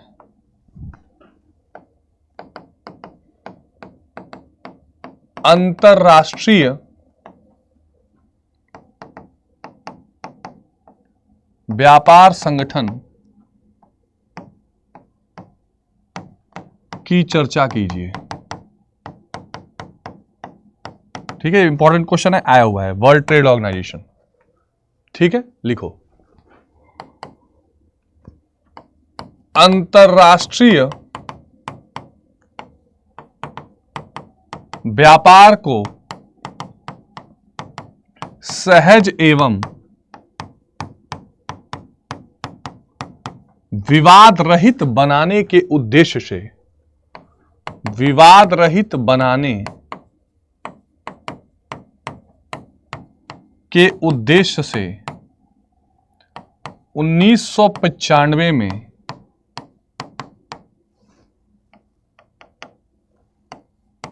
WTO की स्थापना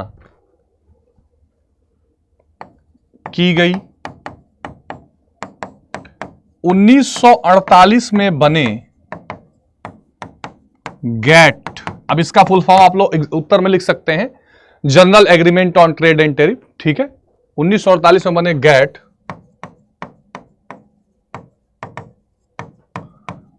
general Agreement on Trade and Tariff, General Agreement on Trade and Tariff का इसने स्थान लिया।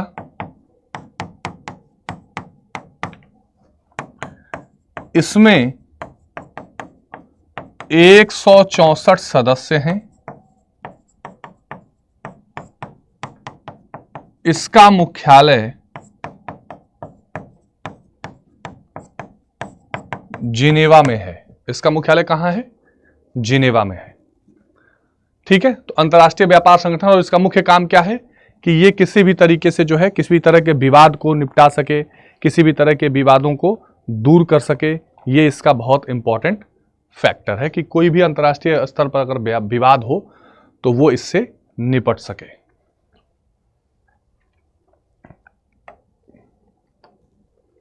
एक अति लघु प्रश्न पूछा जा सकता है,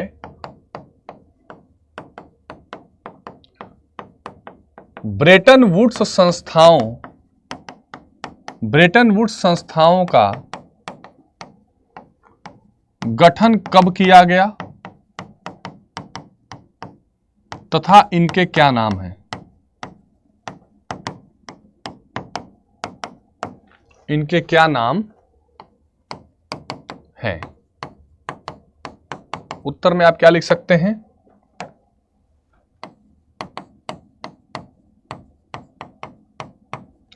ब्रेटन वुड्स संस्थाओं का गठन, ब्रेटन वुड्स संस्थाओं का गठन 1944 में किया गया। इनका नाम है विश्व बैंक और IMF, यानी कि अंतरराष्ट्रीय मुद्रा कोष। ठीक है, आप जानते हैं कि दुनिया में जब सेकेंड वर्ल्ड वॉर खत्म हो गया, तो सेकेंड वर्ल्ड वॉर खत्म होने के बाद ये कोशिश की गई कि वित्तीय रूप से दुनिया को स्ट्रांग करने के लिए, या खास करके अमेरिका की ये पहल थी कि वित्तीय रूप से दुनिया का पुनर्निर्माण करने के लिए हम लोग कुछ ऐसी संस्थाओं के क्या करें, निर्माण करें। तो मैंने कई बार क्लास में आपको बताया कि जो विश्व बैंक होता था वो क्या होता था, एक तरह का समाजवादी विचारधारा को लेकर चलता है, जो गरीब देशों को लंबा ऋण देता है, और संरचना के लिए ऋण देता है, सिंचाई के साधन के लिए, स्कूलों के लिए, स्वास्थ्य कारणों के लिए लोन देता है, लंबी अवधि के लोन देता है, और बहुत कम जो है वो एक तरह से ब्याज दर वसूलता है। वहीं जो IMF है, अंतर्राष्ट्रीय मुद्रा कोष, अच्छा, इनका जो मुख्यालय है वो कहां है? वाशिंगटन में। इनका मुख्यालय कहां है? वाशिंगटन DC में। ठीक है, तो जो IMF है वो क्या करता है, दुनिया भर में आर्थिक स्थिरता बनी रहे, इकोनॉमिक स्टेबिलिटी बनी रहे, ताकि मान लो अगर किसी देश की अर्थव्यवस्था चौपट होने लगे, खराब होने लगे, तो वो उससे उबारने के उपाय बताता है, उससे तरीके बताता है। जैसे भारत भी जब $7 बिलियन लोन लेने गया, तो भारत के सामने उसने शर्त रखी कि भाई देखो, अगर आप आर्थिक सुधार करेंगे, आप अपनी अर्थव्यवस्था का उदारीकरण करेंगे, तब हम आपका कोई सहयोग इसमें कर पाएंगे। तो ये आईएमएफ का काम है। ये एक तरह से पूंजीवादी व्यवस्था में चलता है। ये दीर्घ अवधि के नहीं, छोटे अवधि के लोन देता है और थोड़े उच्च ब्याज दर पे भी लोन प्रोवाइड करता है।